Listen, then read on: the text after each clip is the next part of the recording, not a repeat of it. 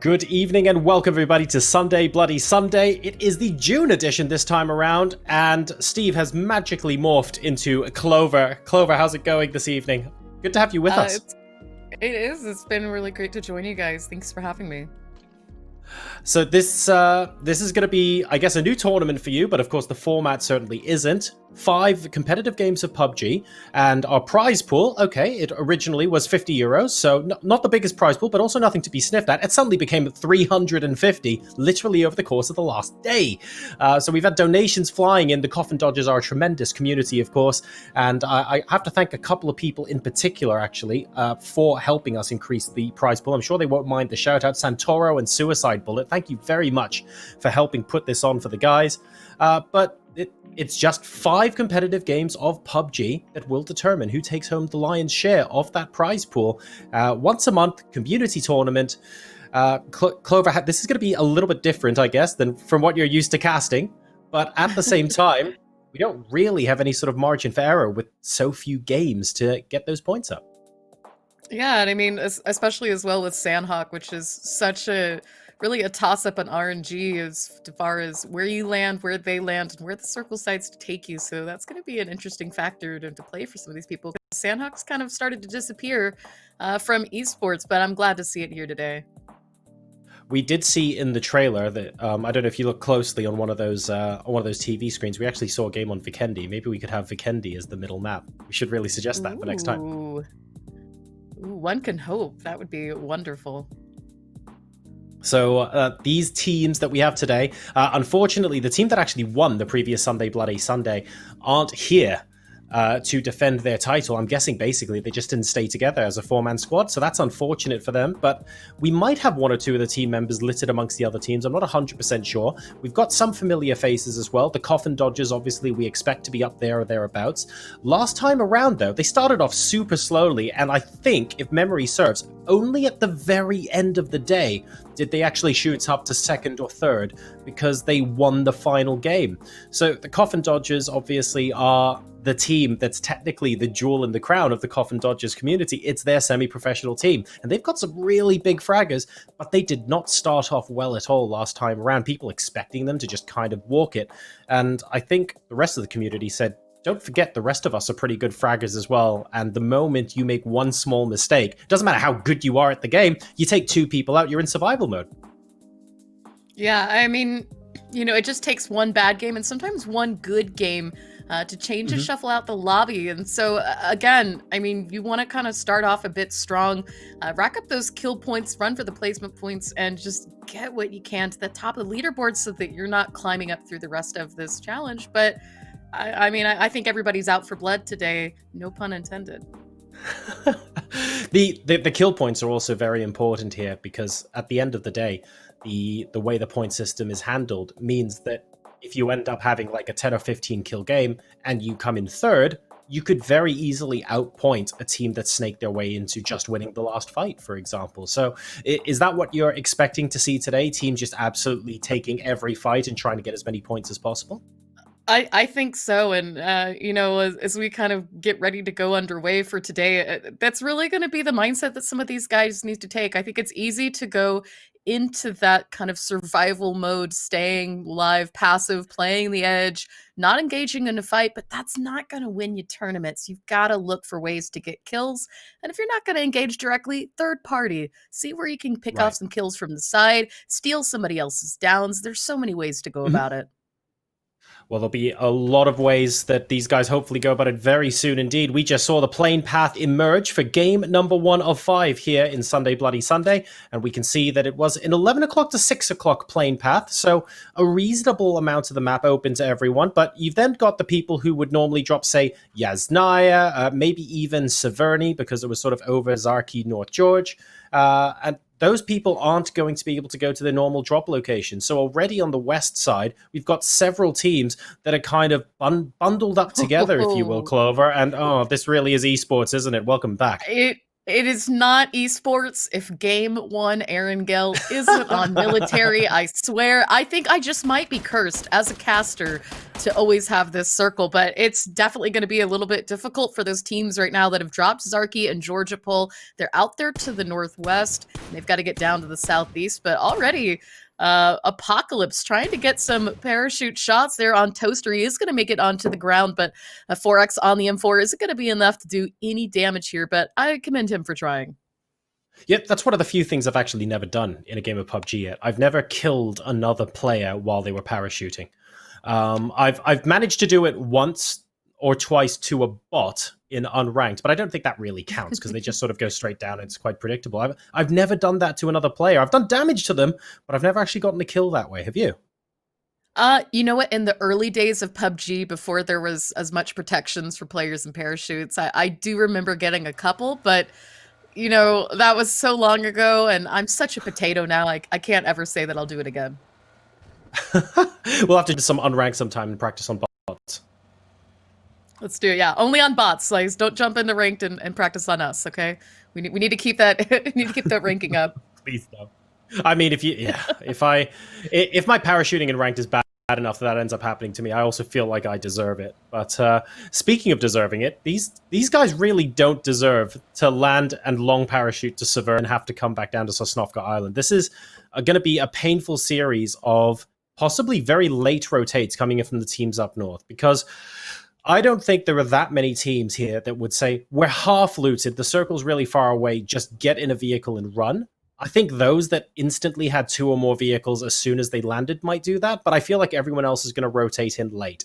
And that's not because I know every single one of these teams inside out or anything. I think it's more along the lines of, unless you're a team that plays as the same 4 people literally day in, day out, and you know how quickly they loot, who's got what vehicles, how good the comms are and stuff, I don't really feel like people are going to be rotating super fast. Otherwise, they end up leaving 1 or 2 people behind.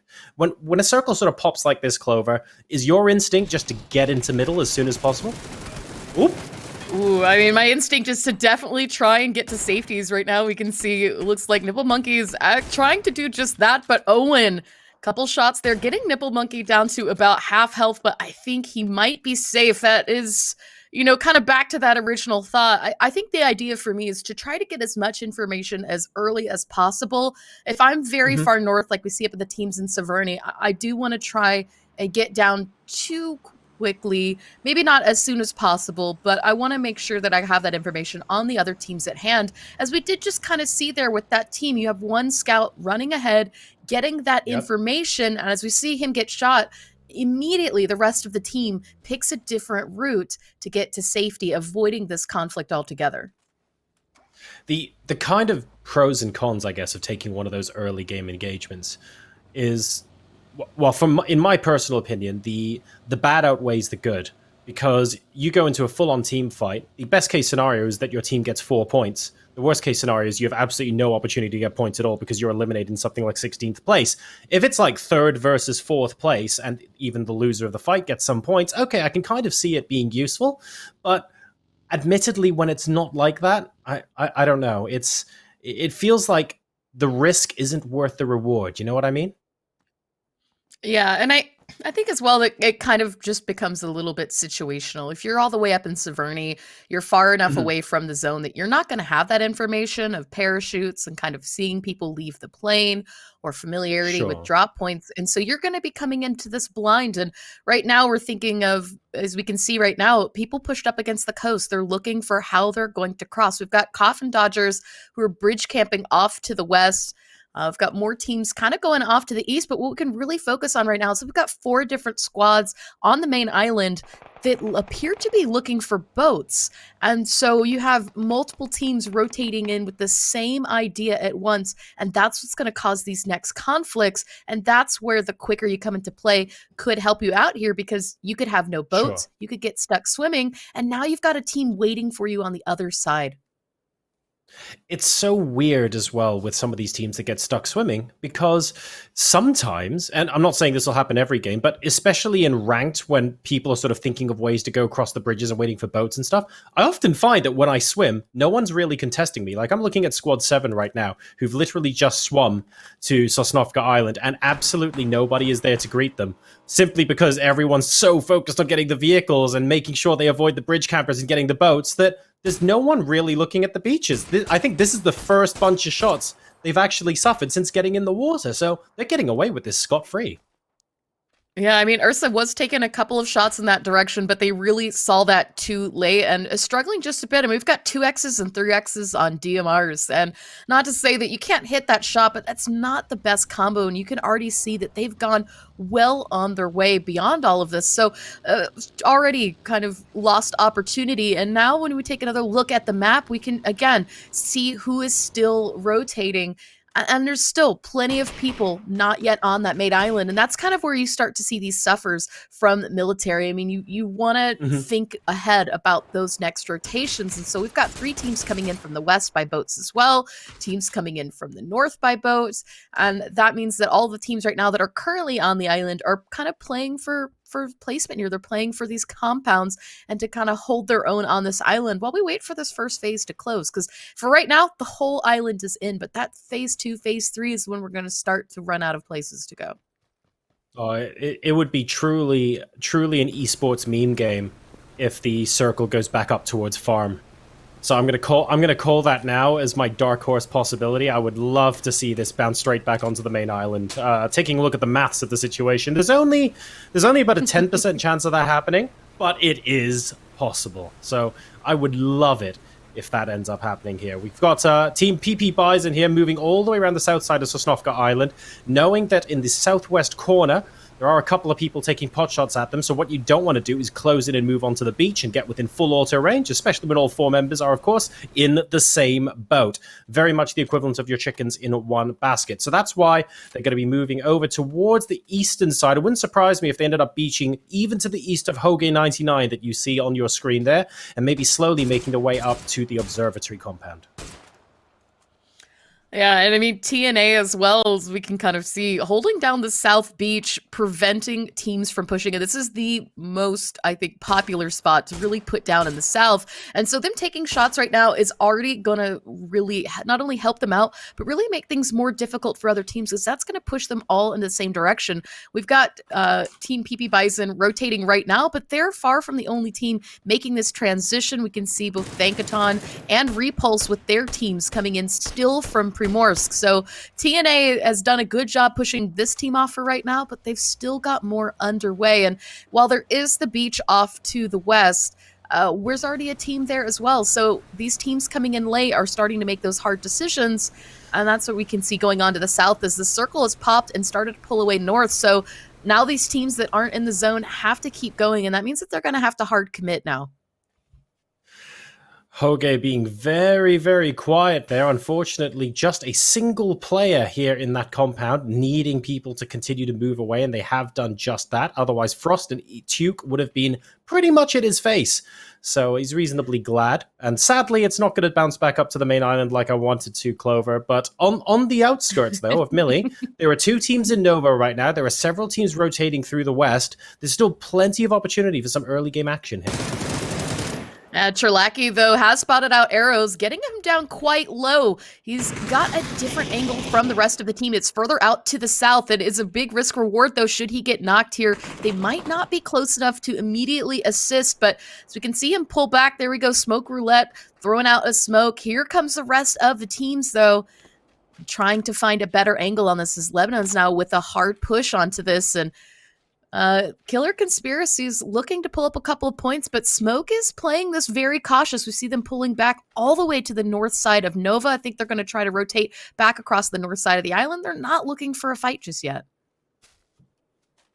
They ideally don't want to take this fight, but at the same time, they don't want to give up the position. So, Crot Killers here, they're, well, definitely a mainstay in SBS.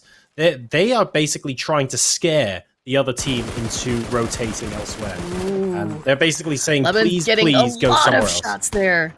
Oh, there you no. go. Found one more knock. Arrows didn't have any time to heal, and Sam playing actually down to 31 HP as Heine has now been found as well, down to 35. This is not looking good for Smoke Roulette as Heine is going to fall as well. That's 2 players down, and Sam playing to a third of his health. The only person that's really looking healthy right now is Sprays, but he's still kind of off to the side and I think might even be hiding, and that's not going to spell any bit of assistance or help for the rest of his team. Oh, I'm a little surprised that that they didn't opt to rotate further north. Actually, the smoke. I haven't actually seen Muffins in the game yet, and I'm pretty sure she's on the Smoke Roulette team. So I wonder if. Oh, Muffins, unfortunately, isn't there. That's unfortunate. Smoke Roulette basically is, well, from what I understand, effectively named after a classic Muffins maneuver. Clover, of course, will have been victim of my own Smoke Roulette before. I'm pretty sure more than once I've accidentally let loose a frag when I'm trying to revive it. So Team Smoke haven't Roulette. we all? I mean, not that I'd like to publicly admit that on stream or anything, but just saying.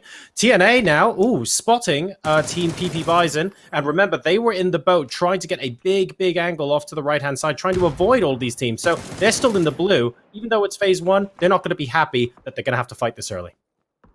No, and Hoya is going to go down to Nipple Monkey, as we can see here, too, trying to find that flush here. This is a very unfortunate rotation for them. We did see earlier TNA was holding the beach down. That did push Team PP Bison off to the side, and while they try to rotate wide, are still cut off guard, but we can see off in the distance as well. We've still got more teams beaching in this area coming in from the blue, and if TNA plays this patiently, could get more than one squad wipe out of this, but they've got to be careful. There's still more teams in the area, so they can't sit on this for too long. The next circle is almost certainly going to force their hand one way or the other. So the earlier they move, the more options they have down the line. But at the end of the day, when there are guns pointed at you, it's easy to say and quite another thing to do. So Bison here looking for a couple of knocks early on. Chuk getting down to about, actually only about 80% health. A little bit of a tick there. Ooh. Frost is going to finish things off onto Amateurs. That's actually with a scar at long range as well. So easy peasy there. Team PP Bison now really struggling not to be one of the first teams out of the game. Yeah, and I mean, they've got one player left. It's Apocalypse now. Apocalypse was actually spotted here by the team right up ahead, we see in yellow. And the problem, though, with this is that he had to go wide because they were taking shots at him as well. Luckily, right now, they don't have the angle on Apocalypse, and their focus on getting into the zone has kind of kept them out. But Tuke knows that there's still one more PP Bison left alive and is not yet breaking angle on this, even though the rest of his teammates have kind of called out that, hey, there's another conflict here. Ooh. We move now to Observatory. Ursa Esports, chilling in one of, well, as people who play with me will know, I think this is one of the best positions on the entirety of Erangel to take. If it's in the circle and you have control, it's so difficult for people to get flushes on you. It's so easy for you to get such a big range of vision on people who are around you. And more importantly, really tough for people to sneak up on you as well, thanks to the elevated height. So Ursa at the moment doing a phenomenal job. That is PP Bison eliminated in 16th place. Apocalypse, unfortunately, dying to the zone. Yeah, and now as you can see as well to the south, we've got 4 teams all clustered up together. Hoag's team was able to finally rotate in and join them. He scouted ahead from the rest of Primorsk, but back again inside military proper, we've got Coffin Dodgers continuing to take shots here, and it looks like Owen might have been, I think, hit a couple of times. Jakey Lad getting a few shots, and from that mini 14 will have to heal, but right now, that is going to make it even more difficult for Owen to leave this. CD playing this actually quite slow, but mainly because they have, frankly, a really good circle location early on. So they got into military base early. They were one of the only teams, I think, to really sort of rotate in, and I was worried for a while that they would fight against the Halcyon clan over on the west side of military base. They haven't, and therefore Jackie and the gang are just going to be chilling out on the west side of military base, still not needing to move, but they might choose to go out beyond the bunkers or similar if they find that there's an empty compound closer to the middle.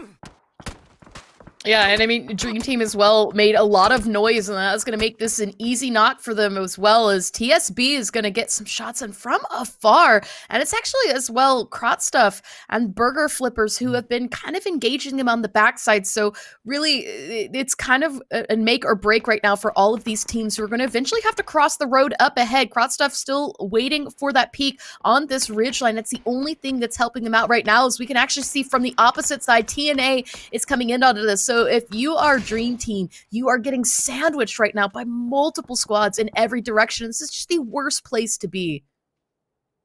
When you're in a position similar to this, the goal is going to be to just get safe, get into circle, and make sure you cover your flanks. If you have two different squads fighting your squad, the goal first and foremost has to be to get safe, and then it's going to be make a team decision on who you want to fight first. And it doesn't feel like DRM have done that good a job of that at the moment. They are still stuck in no man's land, and Hoga, who we saw rotated extremely early as a scout onto the south side of Military Island, now finds himself completely alone, unfortunately, to try and keep the team alive in this game. And we've got a couple more kills down. Hogue is the last player up. He was the first on the Military Island, the last one still standing, as the rest of his teammates were unfortunately caught out in this rotation. We saw J007 take out another player, but now as Hogue runs solo, is going to try and avoid a conflict that might actually pull in Burger Flippers into TNA and some of the rest of these squads down in this area. But again, I mean, we've got to cross the road here, and that is kind of giving up the high ground as well, as you can kind of see what's just beyond.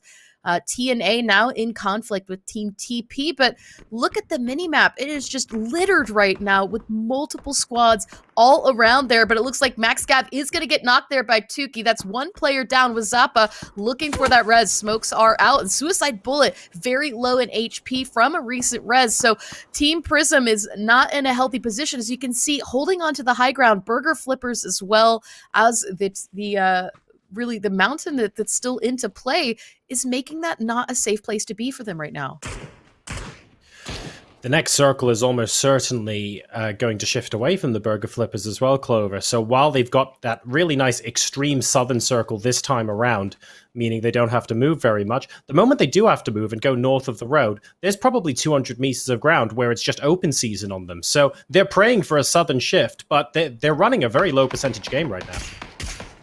Yeah, and you know, it's a high risk to take, but unfortunately one that they might need to hold on to that high ground advantage for as long as possible and let the teams above them take each other out, as we're seeing that happen right now. Turbo Badger getting a nice knock there on Valpaul, as Hawk and friends look to try and keep their teammates up. Hawk actually making sure that they're not getting a push from IF right now, as we can see one player down and out, but it's really, I think that one's gonna fall short. So putting the pressure here as Ursa's gonna come in from behind. Again, more sandwiching going on, which is not uncommon we see with these melee circles, but the circle has moved. I don't see it on the minimap, and that might spell a little bit of help there for our teams to the south, and it's these teams to the north now that need to make that move. Valpaul getting domed. A headshot from Turbo Badger. That's frustrating because there's fewer than 20 seconds remaining before the circle starts moving. So not ideal. Quick res potentially possible, but there's really not much room for error now as Phase 5 moves in. And don't forget, on these settings, Phase 5 seriously hurts. This isn't your unranked public game, ladies and gentlemen. By Phase 3, this is doing substantial damage, as illustrated by PP Bison and Apocalypse going down to the blue, even in Phase 1. Ooh, and there you go, Bang Wolf getting a knock there. It is Crisis 88 who goes down and is immediately flushed out by Milky, picking that one up. There's still another player down, it is Sam, and oh man, that is it. Baby Gravy going down as well, and that is it for them. Eliminated into 13th place, but Coffin Dodgers, we hear, losing tires to their vehicles now. They're just on the edge of zone. They shouldn't need them to rotate into that next circle, but again, there's a lot of open field here, and they have to be careful. Oh, there goes another one. Yeah, they got annihilated by a combination of InstaFlush and Halcyon Clan, unfortunately. So another example of those teams where if you end up between two squads and both of them start engaging, you have to make a very quick decision on who you're going to engage first. Otherwise, you get wiped extremely quickly indeed. So Halcyon Clan and InstaFlush will both survive to get into the next circle, but they'll also be neighbors. They'll be right next to each other when that closes. And Coffin Dodgers going for a hard crash right now. They are going to have to share this. It looks like Frostinus is going to be found, though, not before getting Milky and Jackie Lad down. So that's 2 players out, but here comes the smokes looking for the reses, but it's already too late. Took is going to get the flush on both of them. That's very unfortunate for Coffin Dodgers now, who've lost 2 players in this transition. But look at this angle. That was a good example of maybe a couple of seconds making all the difference. Coffin Dodgers continued to push in because they didn't know how many people were there. If it was a full squad of 4 in there, you know, there were still 3 people up, I can understand what they did. But in that scenario, with hindsight, what you want to do, quickly swap to a smoke, drop the smoke, and then continue pushing in so that no one ends up vulturing your teammates who are down. That's exactly what happened there, and that's why they're now down to 2 members. Oh. Ace finds 1 player, but has immediately found himself not taken down just yet, 13 HP, but there you go, finding it, and in a matter of seconds, Halicon clan is eliminated by InstaFlush, who picks up even more kills. Now, with Coffin Dodgers, this was really the problem here. They've actually got a team right above this bunker who's been here the whole time, but they've been playing very passively and cautiously, and that allowed Coffin Dodgers to get down below, and it's really the threat to the south. We see Ovani taking even more damage on that peak.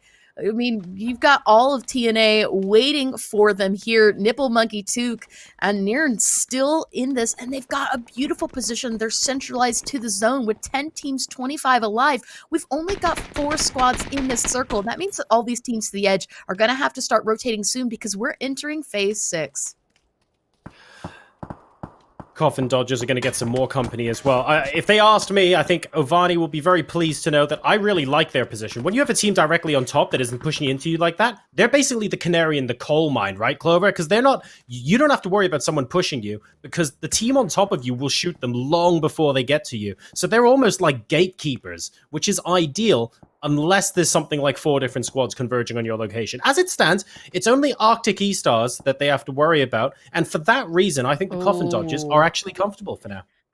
I mean, and Arctic knows exactly where TP is. We can see them really creeping up slowly. Right now, they're a little focused on what's down below, but might not be aware of the exact placement of Max and Wazapa, and that could be troublesome as Dance is actually going to get fallen down. There goes Nipple Wolf as well, but Toyster is going to return that, and here come the shots in every direction. They still need to be careful. TNA has an angle on this down to the south. That's 3 players down, and the matter of seconds there, Arctic was so focused on Coffin Dodgers down below that, we were trying to take full advantage of this as Nate is out, but it wasn't enough to steal those kills, and we see one of these reses pop off, but Wazapa is still here.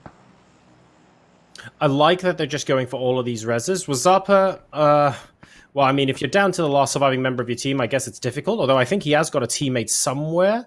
No, sorry, that was just a residual kill. I beg your pardon. So yeah, Wazapa, the last surviving member, but allowing Arctic to get 3 reses up, there must have been a point, surely, where he might have been able to stand up and, you know, get a sneaky knock. And as we see in the kill feed as well, he's actually going to get a knock and 2 flushes, so there's only 1 player still up for that squad. Wazapa actually popping off, and there you go. Team Prism is dead. You know, he's found finally, but Nipple Wolf at the cost of his whole squad. So that said, we've got more action going off to the north. InstaFlush taking out Last of Ursa. They're sitting on 7 kills right now, and they've been playing very dominant, but we can see off in the distance, Burger Flippers have the high ground still and the ankle onto this. At every peak is met with retribution there as Vandal and friends continuing to pop off in that direction. So you've got teams on top of all of these high ground areas, but that's making it a bit difficult to push beyond, and with so much open area in between, these fights need to finish out quickly, or those next rotations are gonna hurt. You said before, if Burger Flippers have to keep going north, they're gonna get caught out in the open, and I think this next transition could be their hardest. Exactly right. Nice couple of shots, actually, onto GU over there. Really, really good. I don't actually think there's an opportunity to res as well inside the bottom floor of that guard tower. But yes, as soon as they move down from that ridge, as soon as they need to cross the road, that's when things get very difficult for Burger Flippers and the other guys. They've had to crash in using a vehicle, and they're involved in a very, very big gunfight now over in the southwestern part of the circle. You can see Croc going down really early on indeed, and TNA should be able to finish off this fight. They don't actually need to back off, so they don't, and that is a great shout. All but one of their team are now down. Where's the 4th? And as you say, TNA There's doing Jay. a good job holding us down. A nade thrown right there onto Jay's, looking to move away, doesn't take any of that nade damage, but Arnie actually goes down. Jay managing to hold that angle and his health, and there you go. They get eliminated. Jay picking up many kills. 7 for Burger Flippers, just a total for 7 for him right there. And that's not only going to give them perfect ground and cover here, but he's going to have time to pop off that res, keeping your team's ace at least 2 strong. But back off to the north, you've got InstaFlush with 9 kills and all 4 players up. And that is going to make them the deadliest team right now. You've got 5 teams, 10 players left alive, and InstaFlush makes up 40% of that. That was not in the script. We were setting ourselves up to look really good as casters and say, look, it's fine, TNA can push. This is a great position. You absolutely take this fight 10 times out of 10. Let's just finish that last kill. And then what? Jay absolutely annihilating them, and as a result, able to get Dalzor back up as well. So they're up as a 2, but like you said, Clover, at the end of the day, InstaFlush have all 4 alive and a decent number of kills. No matter what happens to them now, they will be in a very, very good position in terms of points haul moving into the next phase. And let's spare a thought for Coffin Dodgers as well. They haven't been able to move, but like we said before, with teams above you in a position like that, you don't have to, because no one's pushing in. And they've survived to last 5 almost just by staying in one place. Yeah, and another thing to keep in mind as well is that the Achilles heel that they had to deal with is no longer in play right now, but with all eyes kind of on the Burger Flippers, you see InstaFlush really waiting for that rotation. They're watching inside, making sure nobody's leaving, but look at this, you've got a solo, a duo, a solo, and a full squad here. And so that's really going to give a big advantage to InstaFlush, because not only do they have the circle and one of the last remaining bits of high ground, they've got the numbers and they've got really the ability to take their time with this. So it's like they have spotted a wolf. That's an easy flush there. Arctic E-Stars Juniors is eliminated. That's 10 kills now for InstaFlush. And with the blue zone closing in, it means that the rest of these teams on the edge have to start moving. And here go the Burger Flippers. Burger Flippers are going to find this rather difficult because this is the fasten end of the circle. They're on the south side. That's going to be moving a bit faster. Coffin Dodgers don't have to move as far, but it is pure open ground. So they're just going to have to smoke their way to safety. Burger Flippers now getting attacked by InstaFlush, who basically don't have to move. They do make it to the nearest rock, but I'm a little worried. As soon as InstaFlush decide to sort of move out and fan out a bit more and get a couple more angles, the Burger Flippers are going to be absolutely destroyed. Oh, and Grass Unicorns were eliminated. That was the player who was off to the southeast, as that's going to make things a lot easier for Burger Flippers as well, as they are now the only team to the south that really needs to be worried. But you've got Coffin Dodgers and InstaFlush with eyes on you here, and we can see Jade doing a perfect job there of bobbing and weaving, not going full Rick on Stark to not get caught out from this. And hopefully for them, Coffin Dodgers take this push soon so that InstaFlush has somebody else to worry about. But unfortunately for them, they're going to lose one player. Burger's down to just 1 left. And this is going to give an opportunity for Coffin Dodgers to start their push as well. Oh, but Desp was looking, and that is it. Coffin Dodgers actually going out in third, but immediately there goes Burger Flippers as well, and InstaFlush taking the victory with 12 kills. That was so close. That last 10 seconds of the match actually had so much action in it and so much strategy. The Coffin Dodgers have experience in these situations in that they know that they're up against a team, InstaFlush in this case, with more people alive. They know they have to smoke a dart from cover to cover just to make sure that they stay exactly where they are to try and get their way to second place. Like, it's a fairly standard PUBG tactic when the other team is all 4 alive and you guys don't. So their smokes were good, their angles were good, and at the very last second, they spot a single member of InstaFlush who opens up full auto on the left, and that diverts everybody's attention but one from Burger Flippers to Coffin Dodgers. And Coffin Dodgers, I think, died in third place something like half a second before Burger Flippers were eliminated. That's really unfortunate. The goal, frankly, was for them to survive into second place, and they didn't end up managing to do that. And it's frustrating because it was just by half a second, but they did everything they needed to do correctly. Yeah, and you know, as well with that, you've just got to kind of play your situation. Unfortunately, Burger Flippers, like we kind of talked about, hung out to the south just a little bit too long. They were a little too late to rotate off that mountaintop, and that kind of lost them the time and the ability to really take that circle at hand. And that is kind of where a little bit of luck comes into play. InstaFlush was given the zone for those last 3 phases, but again, they played it well, they played it patiently, and they were rewarded for it handsomely. It's one of those situations, sadly, where the goal is, as boring as it sounds, stall for time, let the other team fight first, sneak into second place, then let's work out what we do. And both of these teams just happened to do it so well that they ended up dying within a second of each other. So not too much to read into there, but it did result in an exciting finish. So that's game number 1 of Sunday Bloody Sunday. Now in the books, Instaflush managed to take the victory ahead of the Burger Flippers and the Coffin Dodgers. We'll be back after this break with game number 2.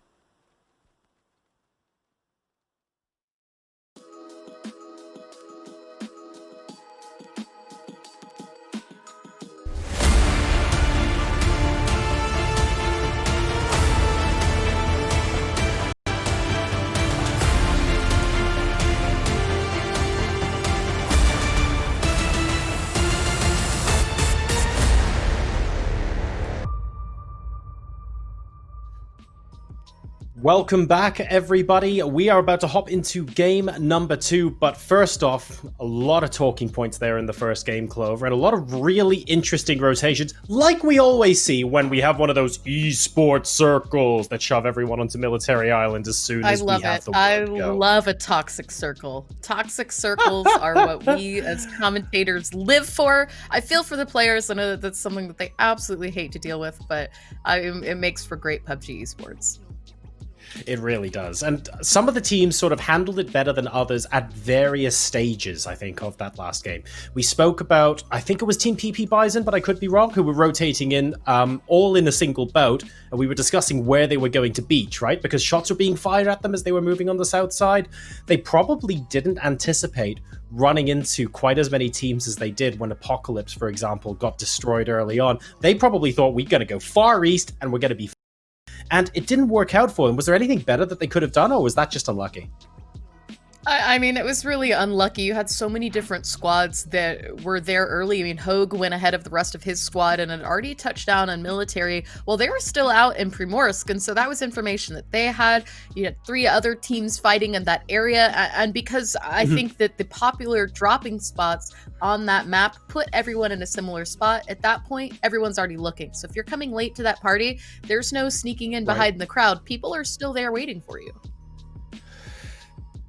Moving forward, I guess, a little bit further into the circle, we were talking about how the burger flippers had absolutely no business whatsoever, even being part of the final 6 or 7.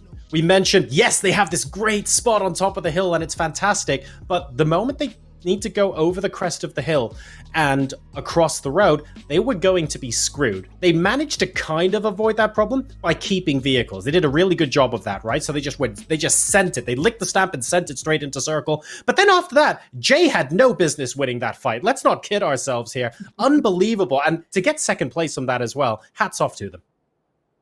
Yeah, I mean, it was really well played. And you know, as well, shout out to IF, because they did a really fantastic job as well. They held out the north. They got multiple squad wipes, playing that patiently, and they held, I think, the best position in those last 3 phases. They were really in the perfect position from phase 7 onward for that match, and that won them for the game for it as well with 12 kills. So yeah, completely fair. And if you start strongly, when there's only 5 games, obviously winning the first one with double-digit kills is going to be fantastic. But game number 2 is now up. We are back on Erangel, and as you guys can see, it's a little bit of a 7 o'clock to 12 o'clock playing path here. No problems for Severny or Yasnaya this time around. Georgiapol is going to be a stretch, but I think a couple of teams are going to do it.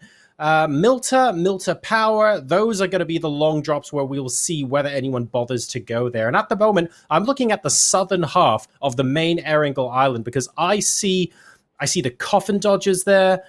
Who else do I see? There's Edance and Nipple Wolf. There's quite a lot of people sort of moving towards the farm and Milta area right now. And again, I mean, look, we've got action on Millie. You don't normally see it this quickly, but with the game already won in that area, I think it might have put people a little bit jumpy. Ursa's actually going to take a bit of damage here from Halicon, who will land some with that Micro Uzi, getting him down to have a bit of a spin out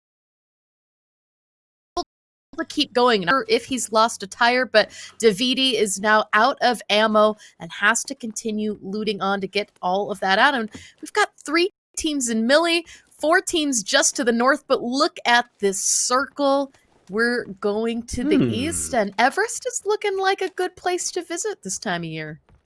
You'd have to go pretty far west to make that the east, but I'm sure you can do it. If Christopher Columbus did it, the rest of us can as well. Indeed, in between Gatka... Oh, that's awful way to end, unfortunately. Jackie Lad with the run over there. In between Gatka and Everest here, Clover, when you see circles like this, is there a typical, I think it's going to end here, where you sort of tell your team to go circle 1? Oof, it's really difficult with Circle 1. I think you want to transition as far to the west coast as you can so you can stay ahead of those next rotations, especially with this much water into play. And then with that phase 2 pop, you'll kind of get that more information. I think typically in a circle like this, going straight to Everest is a good place to be for the Mhm. beginning to mid game because you're going to be able to see a lot of teams rotating in this area. And that's going to be a good way to not only gather information for your next rotations, but also get some damage and kills along the way. Sure. Well, let's see how many teams are going to end up following that advice and therefore how crowded that area of the circle is going to be. No one really getting caught off guard on the bridges coming off of Sosnovka Island as things currently stand, which is cool. 3 teams, though, in and around, I guess, that sort of southern farms, sort of snake area compound, Shark's Fin, as a lot of people like to call it. A lot of teams sort of occupying a very, very small position here. And the Coffin Dodgers in particular have spread themselves there. They are not used to that being a normal drop spot, but I don't think they're used to having 2 teams so close to them. So this is going to be interesting. We're watching Ursa at the moment. If I were them, I wouldn't have shot Clover as the vehicle went in. I would have surrounded it. I wouldn't have either. Surprised. Thanacon really just gave himself away. That's going to give Ursa a chance to drive off. Clarky trying to put as much distance between as possible, but Thanacon doing the smart thing there and just taking a couple shots, not losing control of that recoil to get some damage. But at that point, it's already done. And Clarky doing exactly what you need to do for a squad when you're scouting. Drive ahead, see if a compound is free. It's not. Pull back and wait and look for that next spot now as we can see the rest of their team coming in. But look, Valapal right behind Shane, and so they have a good opportunity to bridge camp here on the east. I actually think I've never... Oh, hang on a second. Valpol struggling a little bit. The rest of Welcome to Spawn Island are going to be nearby. It doesn't help that Shane doesn't have any optics on either of his weapons, but I don't think I've ever he doesn't in a have game a helmet of PUBG, either. Yeah, I have never driven into one side of a warehouse and immediately driven outside the other. I think that's literally something I've never done in thousands of games of PUBG. It's the first time I've seen it. You know, I'm not saying that you're a bad PUBG driver, but Whoa, that's coming going to from take. you. Whoa. Hey, you and I both know people who are plenty worse at driving in PUBG than either of us. Oh, I do. Maybe Several of them because are in you this and game. I actually have a car, and we actually have driver's licenses, so we know how to drive a real car. But In fairness, we're not going to name I've had a names of car. who we're talking about. No, definitely not. I have had a car for a grand total of 3 days now, so I'm not sure I can quite call a wealth of experience just yet. But you know what? In game, I'll take it. I'll take it. But as you see now, though, Ursa just finishing out their bridge camps, took a couple of shots, but weren't able to secure any knocks with this. And as phase 1 is coming to a close, and it's going to be their next move that's going to have to come into play. They need to start thinking about their position into that next circle as they complete out their loot. And we've kind of seen just a bit that there's still level 1 gear and maybe not the best items that you want to go in. So that's why we're seeing them late just a bit. We're 5.5 minutes into phase 1. Typically by now we're going to see teams position themselves for that next spot, but Ursa's just making sure that they're ready for their next fight. There's a big difference between teams that rotate into circle early and the ones that choose to play edge late, right? I mean, if we take a quick look at the map, we know that the Coffin Dodgers ended up moving in very, very early on. So you can see they sort of hung around Sharkfin for a bit because they knew teams were there. They ideally want to be just south of Gatka right now, but they're okay with where their position is. The circle's eventually going to bounce back. But the guys who are going to rotate in late, so if we stay on the map, just remember, the guys like Shane who are rotating in late, they're going to end up having to go through the Coffin Dodgers, through Napa, E-Dance, and Nipple. They're going to have to go through Happy Hippie and Labans, and there aren't really going to be any compounds west of Ruins that they can take for their own. So all of these teams that are going to rotate in, say, a minute and a half, 2 minutes from now, literally everyone's going to be shooting at them as they come in, and it's going to be harder and harder for them to survive. And Mobsters as well, really in a good position here. This Wizard Tower, as we see, has got very good vantage point from these teams that are rotating south of Gatka through the Chopsticks area, and we can continue to still see more shots out in this direction right now, disabling vehicles and trying to prevent more teams from coming in. Now, if we take a look at the circle, though, we've got so many teams in the zone right now, and it's out in North George. We've got 2 squads as well. Smoke Roulette has all the way out here to the west side of George, but coming off the bridge, it looks like they've got some company. And again, now as the blue is starting to close, the last of their teams working their way in, and it's really difficult to say where this next fight could come from, but the north is looking very, very crowded as Apocalypse and his friends are joined in part by a couple of other squads out there. Repulse starting to scout ahead for the rest of his squad as well. I think the position I'm looking to take right now is probably the position that Nipple Monkey and Co. have got. That compound south of Everest and north of Gatka is just absolutely delightful to be at. But Halcyon have got the hill here, sort of the radio tower hill, if you like. And because there are small hills on all sides, it tends to end up being very, very useful for a team to have this as a holding pattern, because you're not stuck into any individual compound. You're able to move about and use your vehicles and just get out of dodge if you see a sudden hard shift. So this really is just a versatile waiting maneuver. And I think they'll actually be in the next circle as well. So they could end up spending 2 circles worth of time here. And you know what? That's completely fine. And, now as we kind of see that this fight is starting to taper itself out as well, PB Bison were able to get a knock and flush onto this. They know exactly where these teams are rotating, and it's going to put just a bit of chaos to them as well, as I think they might be stopping here at Cube to get some looting done before moving on. And we can see way off in the distance how their TP is just transitioning. They're going to choose out to George, but we've got 2 different squads in George, and so that's going to play things just a bit difficult. And I mean, look at this. We've got Ursos actually come from Nilta all the way up to the north. Well, that's actually a very, very sensible, very smart rotate here. But because this is zone 2 shortly, they are going to start hurting just a little bit. And notice how we were talking about the compound just south of Everest. I guess we can be a little bit Castor smug at this point, Clover, and say Nipple Monkey has possibly the best position. They could move a little bit further to the east and take that as well if they want, but that's just being greedy at this point. They definitely have the best overall position in the circle right now. Yeah, and I mean, I'm not saying that Everest was the smart play, that I said we should look at Everest as being the smart play, but Everest right now is definitely the place that you want to be with a circle like this, and we see circles go like that all the time. Coffin Dodgers, as we see, kind of taken down to the south of Chopsticks here. This is a good compound to loot and hold, but they need to be a little bit careful with how long they choose to stay here. That said, right now, most teams are kind of fighting off into the distance from this. We see Milky starting to go ahead, and north of Gatka, it looks like Halcyon Clan is actually rotating between not 1, but 2 different squads. They're crashing Nipple Monkey. TNA. Ooh, taking shots. Look at this. We've got teams in every direction. Yeah, this is... teams are going to be trying to rush in to grab those center compounds right now, and that's going to be unfortunate if you have a team who's split and you've only got, say, 1 player in a compound. You can make as much noise as you want, but if it's a 4v1 and they've committed to crashing you, it's very unlikely that you're going to end up winning that fight. So make those noises, try and keep people away, but if they come after you, also make sure those split strategies end right about now, because you're going to need your entire team to defend in some of these fights.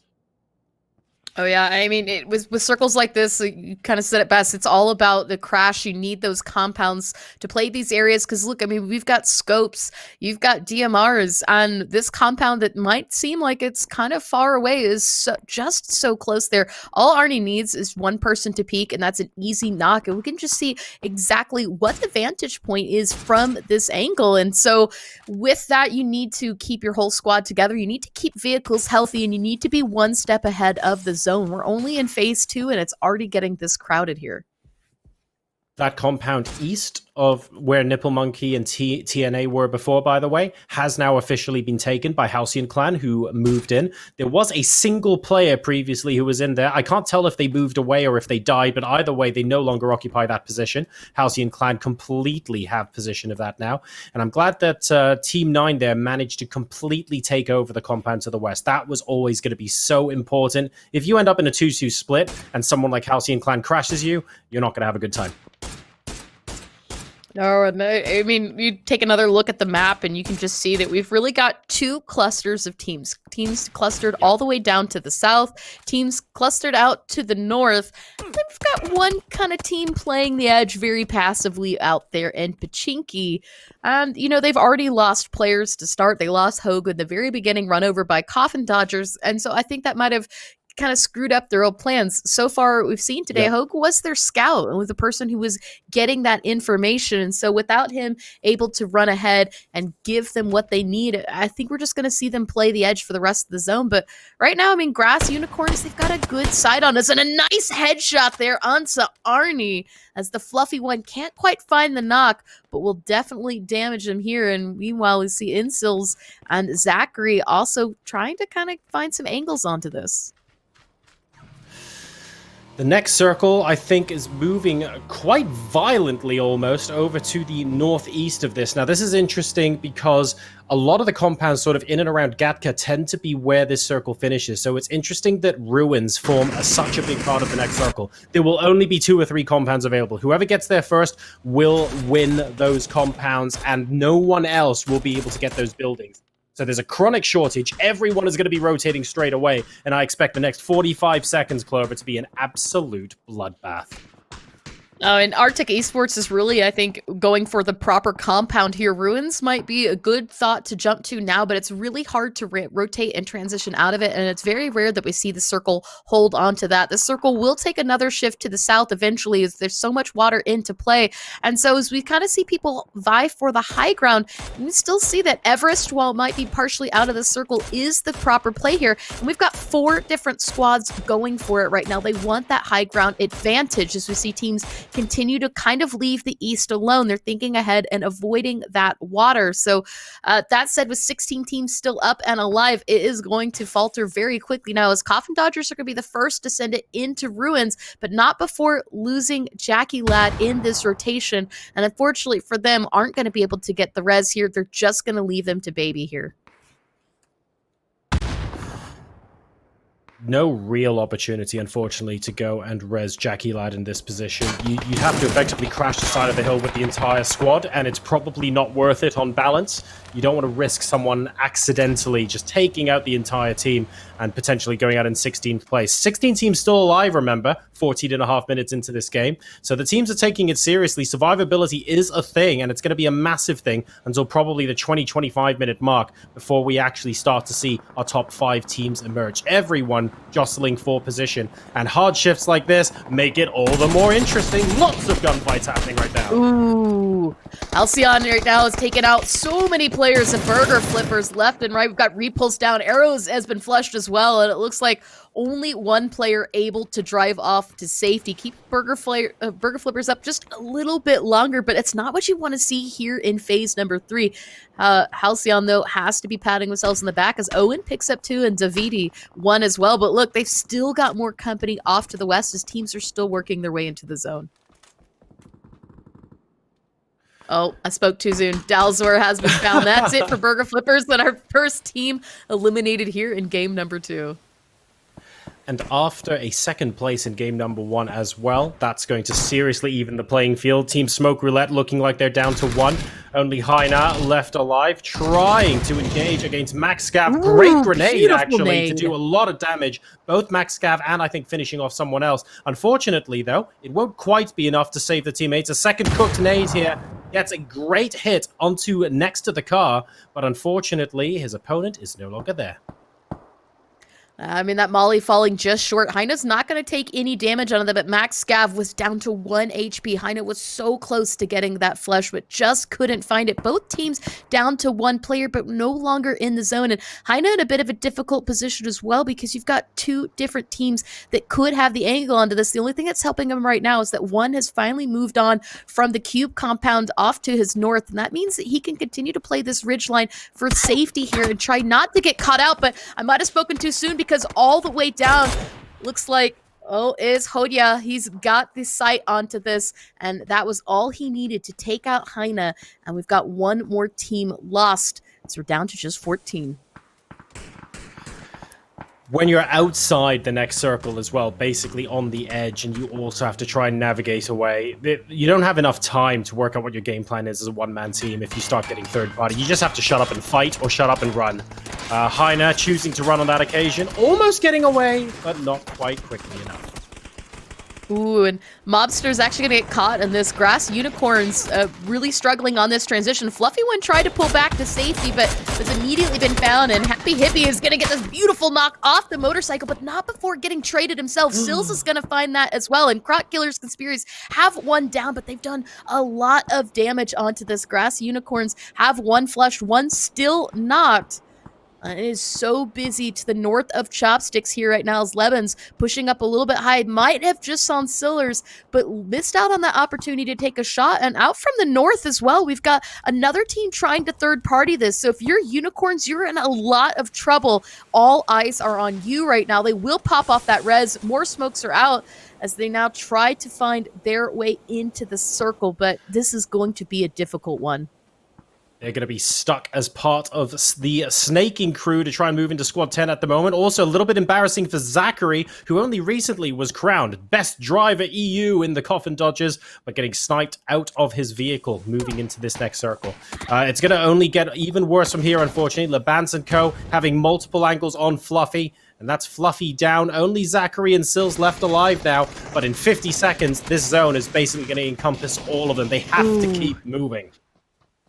I mean, you've got the hard push coming right now. Happy is gone wide. Can't quite find the knock just yet. Zachary's the last one still standing. Grass Unicorns are falling apart here right now, but it looks like Croc Killers might have this one in the bag. Zachary lying low doesn't realize that Happy is just beyond here. He's going to find him out. That's it for the Unicorns. And we've got another team out. Meanwhile, we also lost Halcyon as they had fallen to TNA on their rotation. Right now, Baby Gravy as well. It's used that as an observer bug that looks like the door is still closed, but taking shots right now, trying to hold out their compound. They've got one kill to their name so far, but as you can see on the minimap, Everest is no longer in the zone, and we've got teams trying to push down from that, as well as a team just to their north, and that is IF. They're looking for blood. The circle is in their hands here. Unfortunately for TP, that's going to make this hard. Yeah, I don't understand exactly what happened that Halcyon this early as well. After getting a good position, one of those compounds, I guess they just got pushed and absolutely destroyed, but they're normally the ones doing the destroying. So interesting to see them there now, but Baby are that compound, so I guess they're the ones that are going to be grabbing the spoils, and that next circle moving away from that road means that the guys towards the north are going to have to start pushing in. These two squads are going to have fireworks very soon, Clover.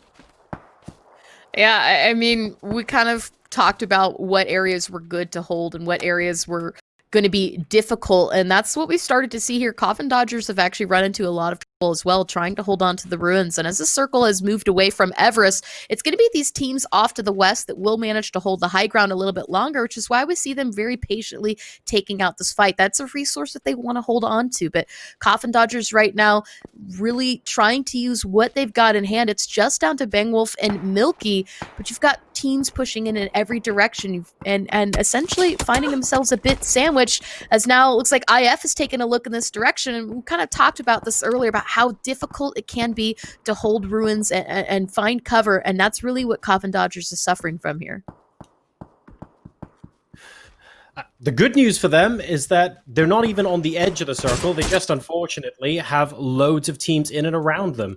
So we're back on the southern side right now. Croc Killers here, spotting a Sinky, and that's a problem for him because there's not really anywhere that they can move. They need to shoot effectively their way into the circle right now. When they do that, they are going to be landing straight into the middle of TSB. So there's no rest for them right now. They just have to keep engaging literally everyone they see and slowly move up to the top of this hill. And then they'll finally get the 4-on-4 squad fight they were looking for. 6 kills so far, though, and they're into the top 10, so they're doing okay. I mean, the best thing that's helping out Asinki right now is Ursa's transition. It looks like Croc Killers have actually looked kind of beyond this, not realizing Asinki is right here. And if Asinki can be very quiet and patient and not make any noise, it could really spell well for Croc Killers. But unfortunately for him, Asinki is going to do exactly that. He did get down Happy Hippie, a knock and a flush. Lebens was as well, but now you've got Max coming in wide, looking for that angle. Will find Asinki. That's it. But unfortunately, it's cost Croc Killers 2 different players. And with 7 kills up, I mean, they've lost a bit of strength and numbers there, but it's this fight going off here to the west that's popping off once again. Baby really finding themselves up at arms there with TNA as, oh, they're going to get one player down.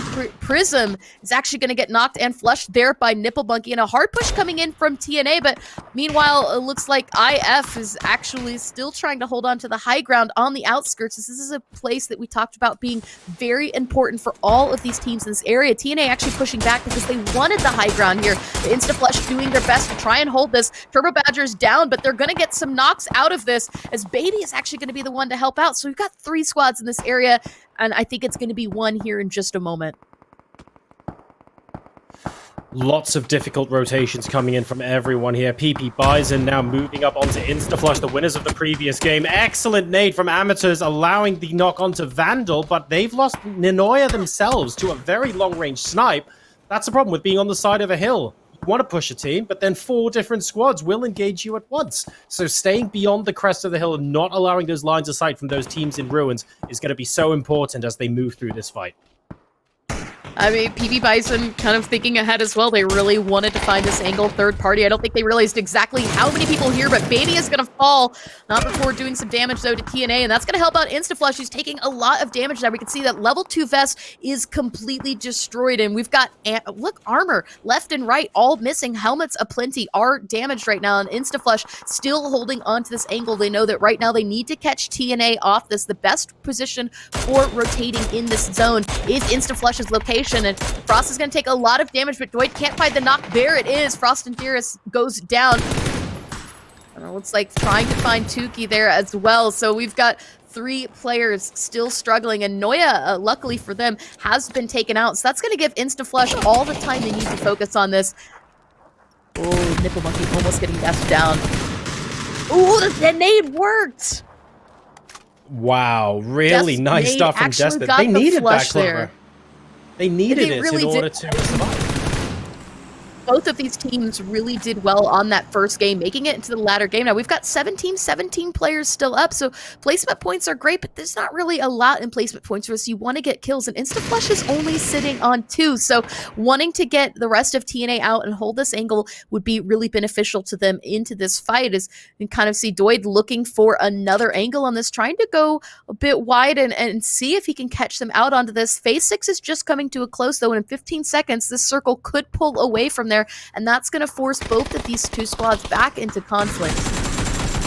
Oh, Coffin Dodgers, unfortunately, falling there to Arctic E-Stars, who are sitting on 7 kills, John.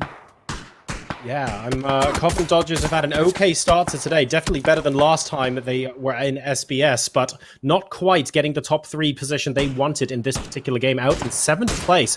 Arctic E-Stars are going to be happy. The Coffin Dodgers are going to be annoyed that they didn't get north of Gatka sooner. I think they realized they rotated late, so maybe they figured out they just need to make some minor adjustments to their rotations to be in a better position. But nonetheless, they would have hoped they'd win that fight, and on this occasion, Arctic will be able to go 1-up.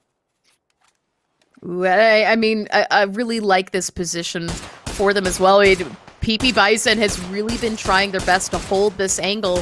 Hoya really in a good position for this as well, as we kind of get to see him on screen twice there, but we kind of look another angle at this. IF down to just 2 players. You've got Doid with 2 kills, Turbo Badger still up on as well, and with TNA pretty much out of this position now, Nipplebunky has gone down to the south. That's going to give them that angle to work on. But I mean, look, you've got 5 teams, 11 players left alive, and everybody is holding on to the edge because everything that's in the center is out in the open, and we're in phase 7, so we've got at least one more circle that could pull away from this. Still every chance it's going to pull inside, and there are no compounds in the middle of the circle as well, Clover. So you said it, everyone is just going to be defending their position for their life and not running in. It makes the people who have just the odd rock, the odd tree, whatever you've got, you need that utility for the end of this game. The team that's going to win, whichever team it is, they're the ones who will still have 5 or 6 smokes left over for the final circle. So the question is, who's used all their utility and who's still got some left? I mean, another thing as well is we've kind of noticed both InstaFlush and TNA, they've got damaged and or broken vests, damaged and or broken helmets.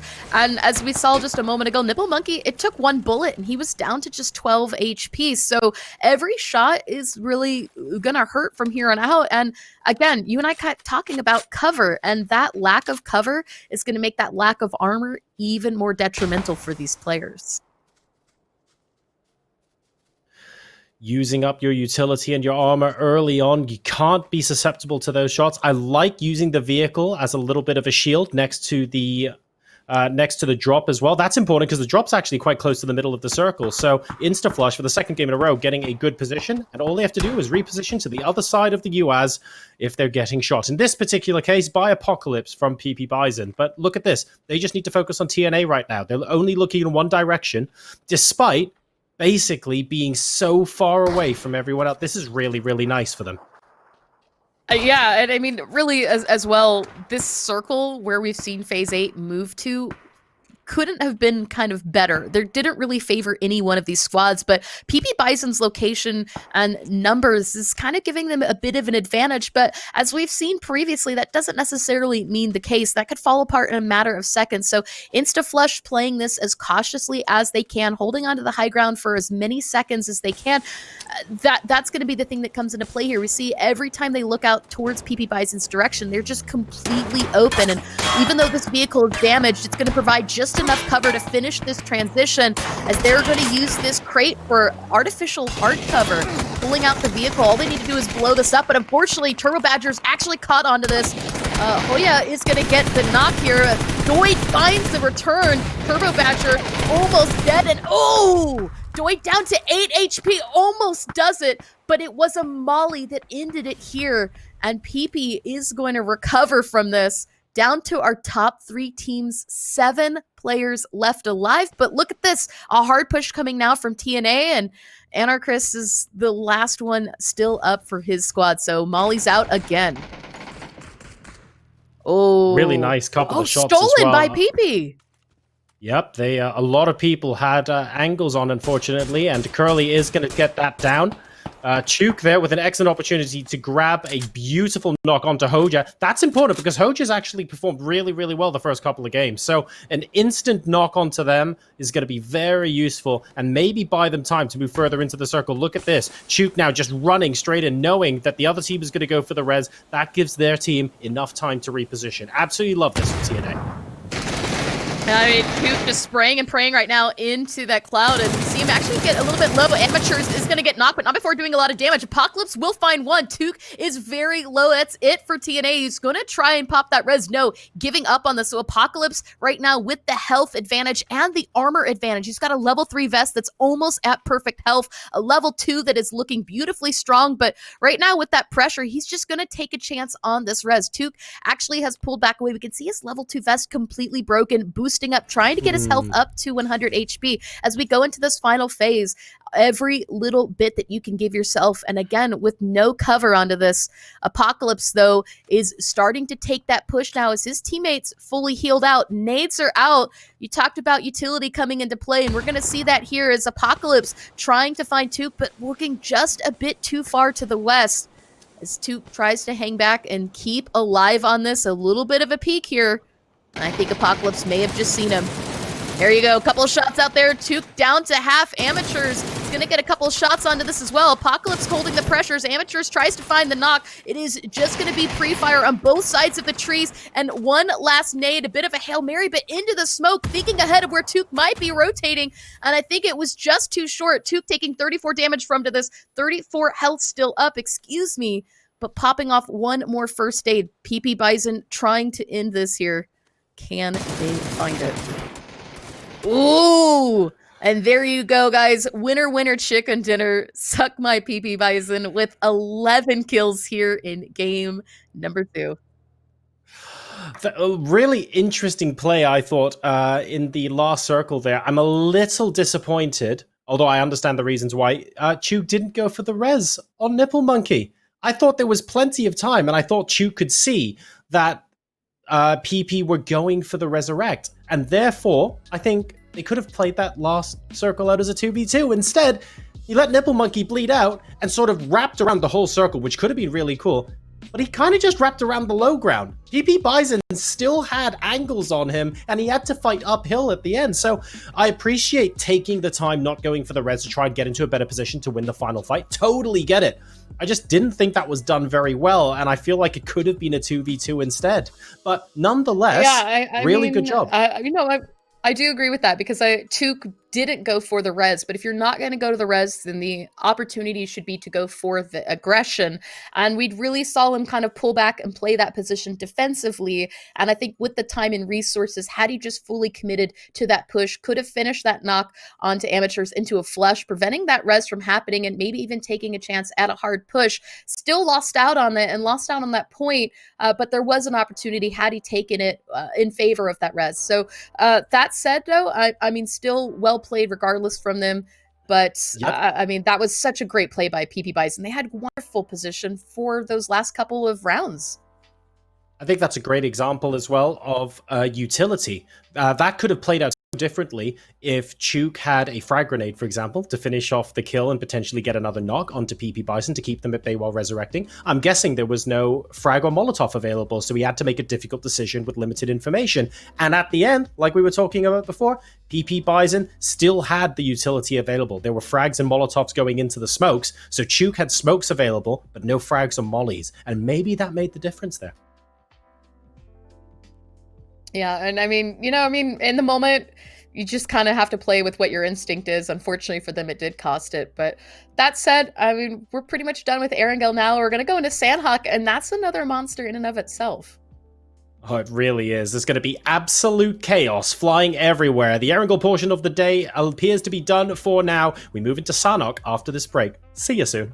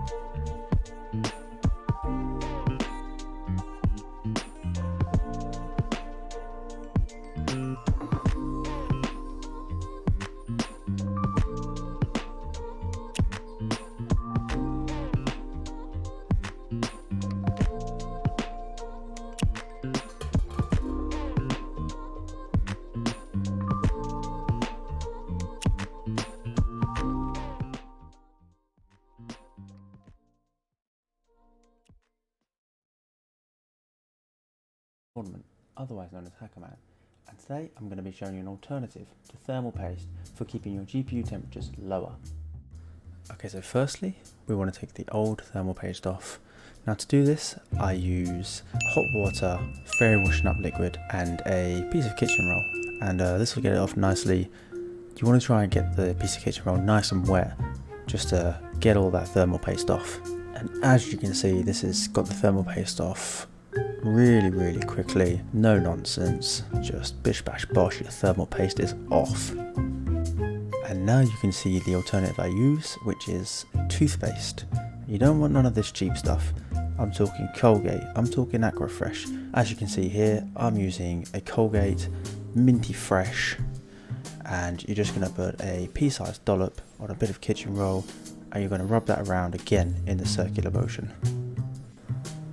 Right, so far we've taken our old thermal paste off and we put the new stuff back on.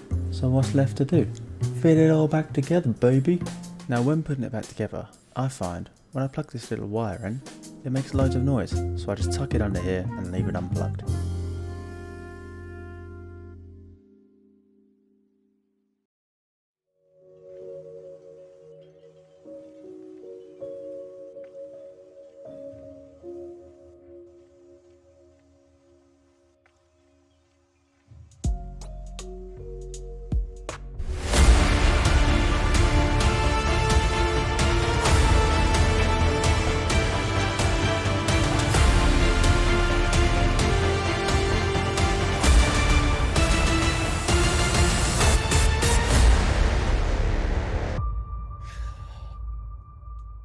Welcome back, ladies and gentlemen.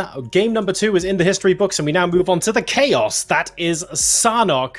An interesting way to sign off on Erangel. The Coffin Dodgers making their way into the top 6, top 7, but not really making a big mark on the leaderboards. Meanwhile, Instaflush also going down at around the same time. Yeah, you know, a bit of a contrast that we saw from game number 1, though it's sometimes, I think, difficult to compare anything to a military circle because it really does change the style of play from teams. But that said, I mean, we're almost halfway done through this before going into Sanhok, and that's going to mean that these teams that have been struggling just a bit are going to have the opportunity to maybe pull in some points because it is all about the RNG here. TNA have done a tremendous job to be over 30 points after 2 games. Really good consistency with 23 kills on the board. It's really showing. But I have to say, Arctic and the Coffin Dodgers, even though they're in 4th and 5th places, 9 kills, and they still have 15 points. They're still in and amongst the points in each of these games. It just goes to show how kill-heavy these are. So I'd be looking to those teams to rotate a little bit earlier, get those compounds that they need to defend from other people, and start winning a couple more team fights in order to propel them up the leaderboards, because TNA and Instaflush at the moment appear to be quite some way ahead of everyone else. Yeah, and I mean, another thing, too, to point out is all the way down in 7th place, you've got Crot Killer Conspiracies with 11 kills, but only 14 points. So they've only gotten 3 from placement, and that means that if they could just hold on and survive beyond the mid-game, they do stand the chance to climb very high up on the leaderboard to stand, as we see that all the way up in 3rd place, Suck My PP Bison's got 11 kills. So really, one good game here could spell a whole lick of things for a lot of these teams, because you've got from teams 8 on down with 8, 5, 4, 3 points. But again, one good game, get 10 kills, get those placement points, and you'll find yourselves back in contesting with Instaflush and Team No AIDS. So that said, Sanhok, toxic. I love it. I'm excited. I have missed it. Ugh. This is, if you take a look, here are your player stats so far after the first 2 games. Frost and Chuke, meanwhile, 8 and 7 kills respectively. But Hoja and Jay also right there alongside Nipple Monkey. And they have done a tremendous job. I want to highlight Chuke in particular, 9 assists as well as those 7 kills. So Chuke, for me, absolutely the highlight player in this list. But Nipple Monkey coming a close second. If you add kills and assists, that is 16 and 13 across those 2 players respectively. So really looking for them to shine. I think if you're fragging out this early on, that has to be excellent coming into Sanhok. It's going to stand you in good stead. And, now as we kind of take a look at the map, and we can see the flight path, this puts just about everything into play. Cal and Magnai, maybe a bit of a stretch along with Bravo, but really with what we kind of expect to see from these circles, you're not going to want to go out that far to start with the flight path being so low. You want to be as close as you can. For that phase one, Sandhawk circles move very quickly, and oftentimes we will see that people can end up chasing the zone if they're not careful, because vehicle spawns are a little bit less frequent on this map in comparison to Erangel and Miramar. Pretty standard right down the middle kind of plane path from 4 o'clock to 10 o'clock. So we'll see how well this goes for the teams. Pretty much everyone is going to be able to drop where they want. So let's see if anyone is contested at the moment. It doesn't look like it. We've got a team boot camp. Coffin Dodgers on the edge. Camp Alpha and sort of Northwest Island, or as I like to call it, Esports Island, because literally every circle wants to go to the cliffs. There are 4 or 5 teams there, and that's actually not a big area for them to sort of how they like it. Back here at boot camp as well, we kind of see the Croc Killers are looking just for a bit of damage to start, as Coffin Dodgers are going to place back down. But you've kind of talked about off to the west, we've got a lot of squads in that area, but should have just enough time in them right now to finish off that loot. We've actually got Jay and friends that have kind of done a bit of a long drop. They missed out on the opportunity for Ruins. They missed out on that opportunity for Alpha. And the circle is, it's as toxic as you could ever hope for a Sandhawk circle. It is a full Alpha Island, but Repulse, meanwhile, was able to get at least one player of the Unicorns out. Sills was not able to long drop out to safety, and that's going to be a free kill and point for Burger Flippers, and a good way to start off Sandhawk, but they're playing the edge here, and all the teams to the south are going to have to probably drive through this direction. So this is a good position for them to hold right now if they can prevent the PP Bisons and everybody else from kind of pushing back down onto them. Because, I mean, again, look at this circle. Wow. This is my That's favorite the most circle. This is my favorite That is the most Sandhawk. esports circle. This is like 2/3 of all of Sanhok circles end up east of Camp Alpha. I can even point out exactly esports circle. If you go east of Camp Alpha, I'm going to tell you right now where the circle is going to end. You ready? So just east of Team 14, there are those 2 buildings. South of those 2 buildings, to the right side of the road, is where circle 6 or 7 is going to be. And then it's a question of whether it goes up the hill or not. That's how exact this can get. And I'm prepared to be completely wrong, and it somehow manages to end up on Ruins for all I know, but I'm pretty confident that's where it ends up.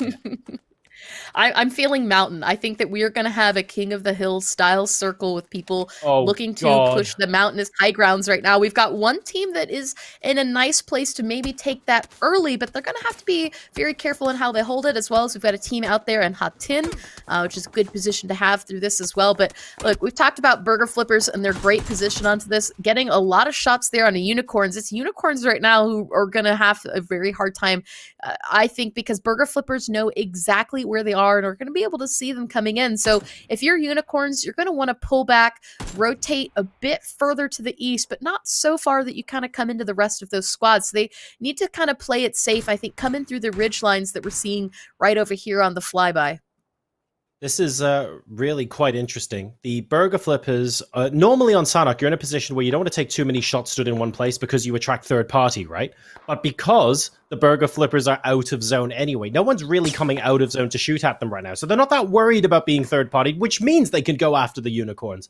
But the more noise they make, the more difficult it's going to be when they eventually come in, because due north of them, not too far away, are PP Bison. They're not running in to take out the Burger Flippers, of course, but they'll hear all these shots, Clover, and they'll know that there's a team coming in from the south side. Yeah, and I mean, look, at the same time, Krotstuff has been snake in the grass, very slowly creeping up. We can see really masking his sounds as the rest of his teammates are providing cover fire. This is going to be on purpose, and it is going to be rewarded there as Zachary gets knocked and flushed. And that is another kill now for Burger Flippers, who have taken 2 players out of the Glitter Unicorns. And I mean, look, this is how you've got to play this, right? When you know you've got the edge of zone, you know you've got the angle on someone, take full advantage of it. As now we're seeing with Halcyon, who are trying to hold the high angle. Lots of teams coming in, pushing earlier. They're reading this as a mountainous circle, and oh no, it looks like IF Insta-Flushers are going to get Davidi down too. So we've got 4 powerful teams in this area. This is going to be big. On Sanhok, of course, third party is king. And often you think you're fighting one squad up the mountain, and by the time you're halfway through, you realize you're fighting four. And that can so easily be the end of one of these teams, Clover. You called it completely right. Instaflush, Halcyon Clan. One of these teams is going to make it out of here, and I reckon the other is going to go down very early indeed. And Halcyon at the moment looking like they are struggling with these trades against Ursa. I mean, this is like you said, full trades here for Ursa. Downs on both sides, but Halcyon down to one player is going to get Ursa down to one as well. So it's like finding that knock, but there they go, eliminated. Mios is immediately going to go for that res, and Ursa might be able to mostly recover from this with 3 players still up, but TNA now having to pull back on this entirely. They came up here with a purpose. They did do a bit of damage. You see Frost and Dearest with 1 kill so far, but Halcyon made that a bit difficult, and you've still got more teams trying to fight for this as we kind of look at the flyover. More and more teams coming up from here now. Max and Shalaki coming in from the south. So there's going to be no break from this whatsoever. The teams that chose to come up here early are going to have to work really hard to defend this, and you're going to have no break there. Zempharos is going to find a knock. More trades back and forth. Mios gets kicked down and can't quite find that next one. There's just one last player up for Ursa. If they can get this, and they do. Trilaki finding that last one. Croc Killers now with 3, but immediately turning their attention to Instaflushers. It's not stopping. It definitely doesn't. One Sanhok pops, unfortunately, Clover, but that really is true today. We've got Crot Killers here trying to fight Instaflush, but they have got the low ground, and Instaflush can choose when to peek. So the longer they spend here, the longer Instaflush can be like, actually, someone could come up and third-party you from behind, and we're not fussed, because they've got a much better high ground position. You know, we talked about Instaflush and their ability to kind of read ahead on zones and pick good places to defend on that very first game of Erangel when we were on the military circle. This is kind of a similar situation here as they've picked a really good spot to hold here onto Sanhok. They've got plenty of cover and they've got sight lines pretty much through all parts of the map. This is a bit of a harder position to walk up onto unannounced. And so for them to hold this angle is very imperative, but Turbo Badger is going to get knocked and they're starting to lose the numbers. So even with the prime position, they've still got to be able to maintain it now as the hard push is coming in from Crot Killers. I like that they're pushing up here. If they can make it onto the high ground, they have a very good position. Oh, that molly is good! So unbelievably good. And look at how much utility is being used here.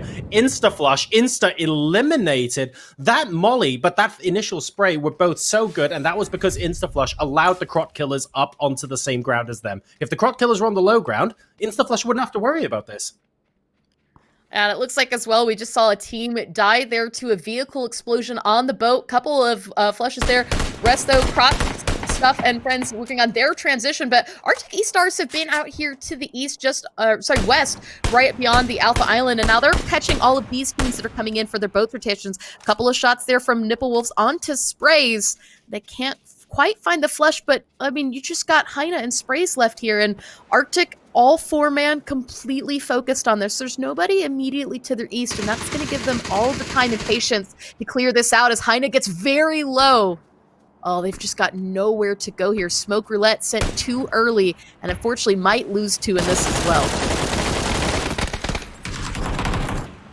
Close to going down there. The QBZ of Lappa looking for the final kill onto Sprays inside the hut with someone on top of it as well. There is quite literally nowhere to go. Oh dear. No, and Dance really in a nice position. I think a bit of a show off there. Sprays and Heine will go down and flush, and that's going to also let the rest of Arctic know that there is still more players to be found. And while they're going to be able to loot here, they're going to have to quickly look around. We can see the rest of the team off to the north. But speaking of the north, we've got 5 squads all transitioning in this area. There's so much water still to play with this zone, and that means that these coastal positions are going to be imperative. Holding these kind of positions is fine, but trying to move beyond these positions is what really hurts you on Sanhok, unfortunately, because there'll be another team looking at that patch of land that you're eyeing up 20 meters in front of you every single time you move. And if you don't have a good position now, every time you move is going to be a fight from this moment onwards once Phase 2 moves in.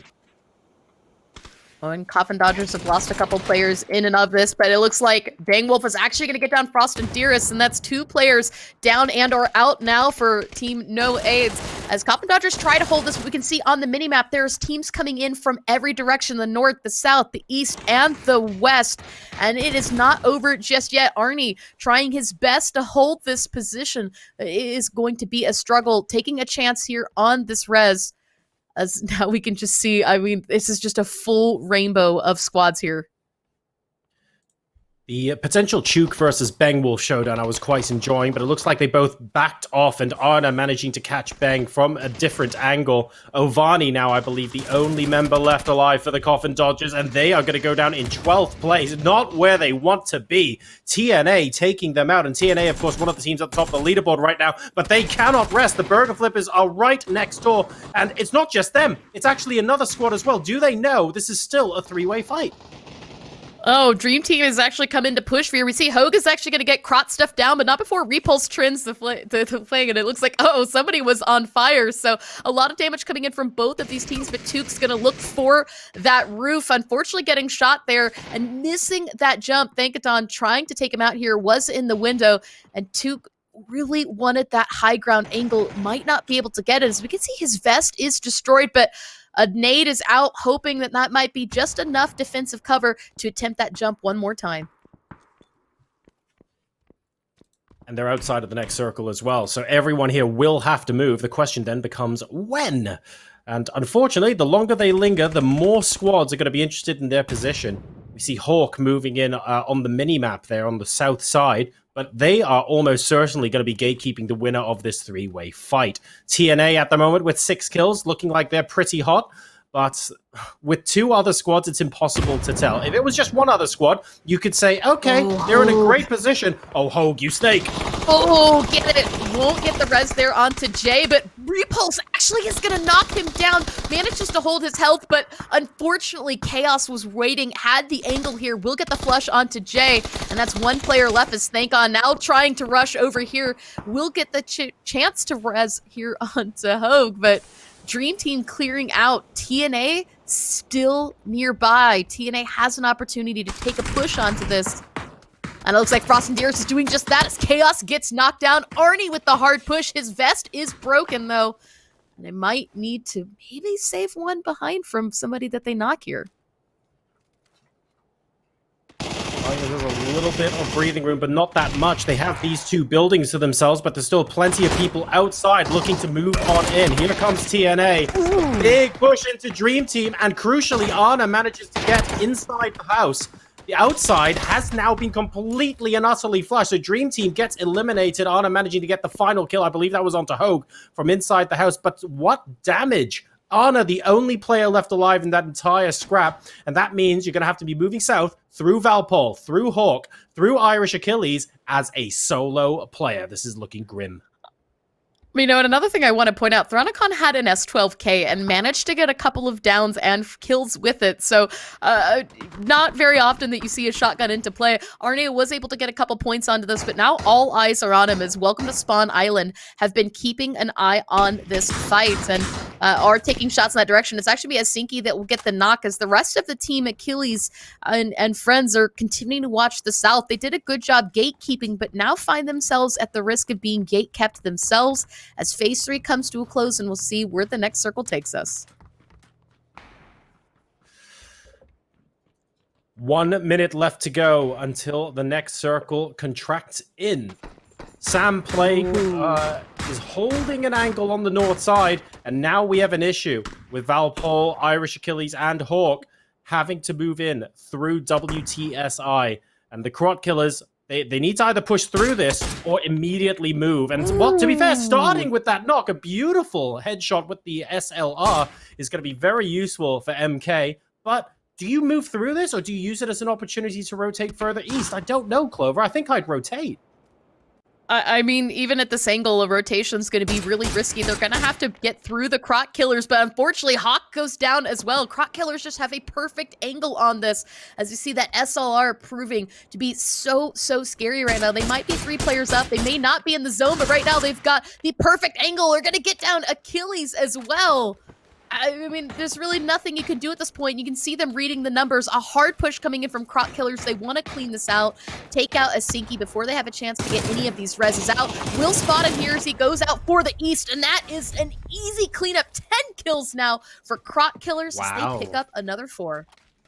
Interesting. High risk, high reward there. And well, I'm glad I'm not leading that team because going through gets them the double-digit kills. So quite clearly that was the play there. They had to choose between the rotate and the hard push. They picked the hard push. They've lost Happy Hippie, but with 3 left alive and 10 kills on the board, the Crop Killers are in for a good point haul here on Sanhok.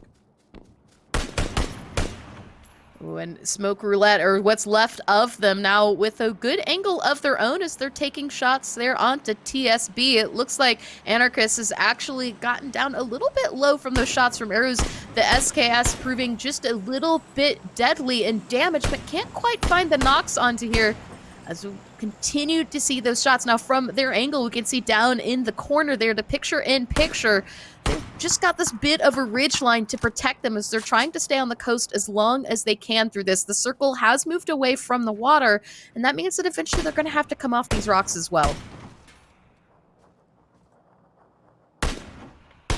Those rocks are a tricky place to be. On the one hand, you've got really, really good cover, and if you're getting suppressed by someone, as long as they're not super close, you can just kind of duck in, sort of take stock of the situation and wait. On the other, though, if you are forced to push out of it, then everywhere surrounding the rocks, Clover, is open ground. So if 2 teams are busy staring at you, you're in trouble. You're going to just smoke wall your way out of this. So very much a double-edged sword, and the next circle is definitely shifting more towards Camp Alpha. So anyone on the edge is going to have to move inland, and that might spell disaster for them. Yeah, I mean, you really want to start thinking about playing the center of the circle right now. There's a lot of cover into Alpha, but if the circle should pull away from that, it could make for a very difficult transition because everything to the west of that is still very open ground. But if you can take that compound early and have that cover and that vantage point, it could help you out here. I think, though, right now, Crop Killers, as they kind of push in from the edge of zone, trying to clear out. They've got perfect sight here onto Smoke Roulette, and if they can take these 2 players out, they could free them up to control the northern part of this circle. The compound over to, well, funnily enough, that compound east of Camp Alpha, those 2 buildings that are now in the blue, they're the ones I was thinking the circle would end on. So it's interesting that it's on the west side of Camp Alpha, but still very, very close. AE are going to be extremely happy. That's Arctic, and they've got a very comfortable compound. In the meantime, TP have taken Camp Alpha themselves, but are more than likely having to push out if the circle shifts away. And now as we see the hard push and rotation coming in from Crop Killers, who have made a decision, they are going to try and push into Alpha. As it looks like, ooh, even a vehicle to finish this rotation at Roni, helping out just a bit, taking a bit of damage to his own hand here, but they should find some safety into this. 3 players still up, but now they've got to fight TP4 positioning into here. Camp Alpha takes up a 4th of this circle. We're only into phase 5, so no guarantee it's going to be here for much longer, but a nice nade there thrown by Max. It's going to get met, though, with retaliation, and Feroz is going to get a couple of shots there, and Trelaki now prepping a nade of his own, but is going to bounce off the side and back towards him, unfortunately not doing any damage there to TP. Can I just say, this is twice now we've seen the Crop Killers do a very, very good job of getting into a terrible circle position, into a good circle position with their vehicles. So we saw them rotate on Military Island on Erangel, where Jay ended up winning that fight, that crazy fight. He had no business of winning. The only reason he was in that fight in the first place is because they made a really good rotation to get from the very edge and just crashing into center when they needed to. So they've done that again here on Sanhok, where on the coast, they had absolutely no business getting into this circle. That's when they saved the Roni. They went, right, this is the time we're playing the Joker card, and they're now back in the game. So positionally, really well played from them. Yeah, I mean, people often say, you know, hey, I'm getting into ranked. I want to get in competitive play. What should I do? And I say is you learn to use utility. And that doesn't just mean throwables and smokes, but vehicles as well. If you know how to use them, they're a perfect tool at your advantage and something that we see in use throughout the entirety here in esports. But right now, the hard push coming in from Crop Killers there onto Team Prism. TP waiting for this, gets Gibbons down, finds another knock, but can't quite get the finish here. There you go. 5 kills remain. Strongbirds actually is going to be eliminated through this, but Croc Killers still at this. And I think have just about cleared out Team Prism. Yes, there they go. Have been eliminated. And now it's down to the south. So we've got 4 teams, 13 players still up. And look, a team on every corner. The east side of the zone is where I would personally be most comfortable right now. I think the Grass Unicorns are in a great spot. They have a nice little bit of higher ground where these rocks are, as you can see Mobster just kind of hanging out. And that means that it's quite likely that Arctic are going to be fighting against the Crot Killers before the Grass Unicorns get involved. Fluffy and co are going to be able to decide when they want to engage. On the flip side, though, it is only 2 of them left. And there are at least 2 full teams of 4, I think. Oh, pardon me, it could even be a 4-3-3, I beg your pardon.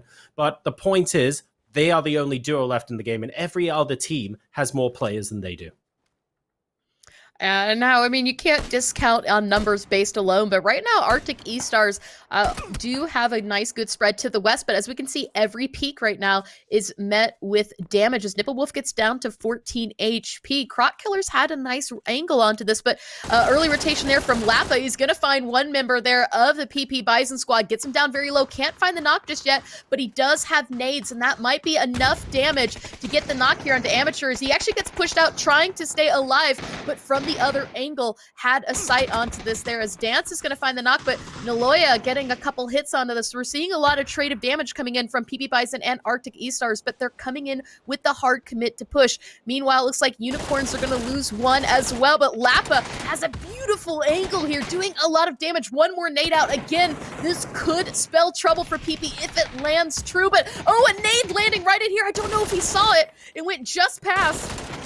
Lappa is going to survive that as well. It looks like the nade had gone all the way through. Ooh, another knock there.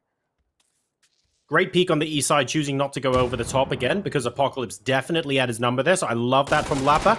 Last remaining member waiting until the blue hits and manages to ring true with the shot. On the road is a very, very risky revive, but don't forget, it's on a crest, so it's on top of a hill. There is a chance he should be able to get the rest of the teammates up. Nipplewolf just holding an angle in the meantime, and the Unicorns are now coming to play. The other 2 members of the team should be alive, and that means that the Unicorns are going to effectively be facing off with this team for the victory here in the game. Arctic Esports really tried for that, but unfortunately, Unicorns had enough time to pop that res, get themselves up to 2 players, and Crot Killers, we saw they were 4-man. They looked like they were the strongest team, and now they're down to just 1 player, and it's some Pharaohs. And so, you discount the team that you think has the fewest players, and we see right now that that turns around in an instance, and now they have the man advantage here, as well as the Hype. And Pharaohs, if he could just get that first opening knock, turn that back into a 1v1 situation, as the circle starts to close in. And here we go. Grass Unicorns know that he's got to be down below, and the only way to win is to take him out, but they're playing this cautiously.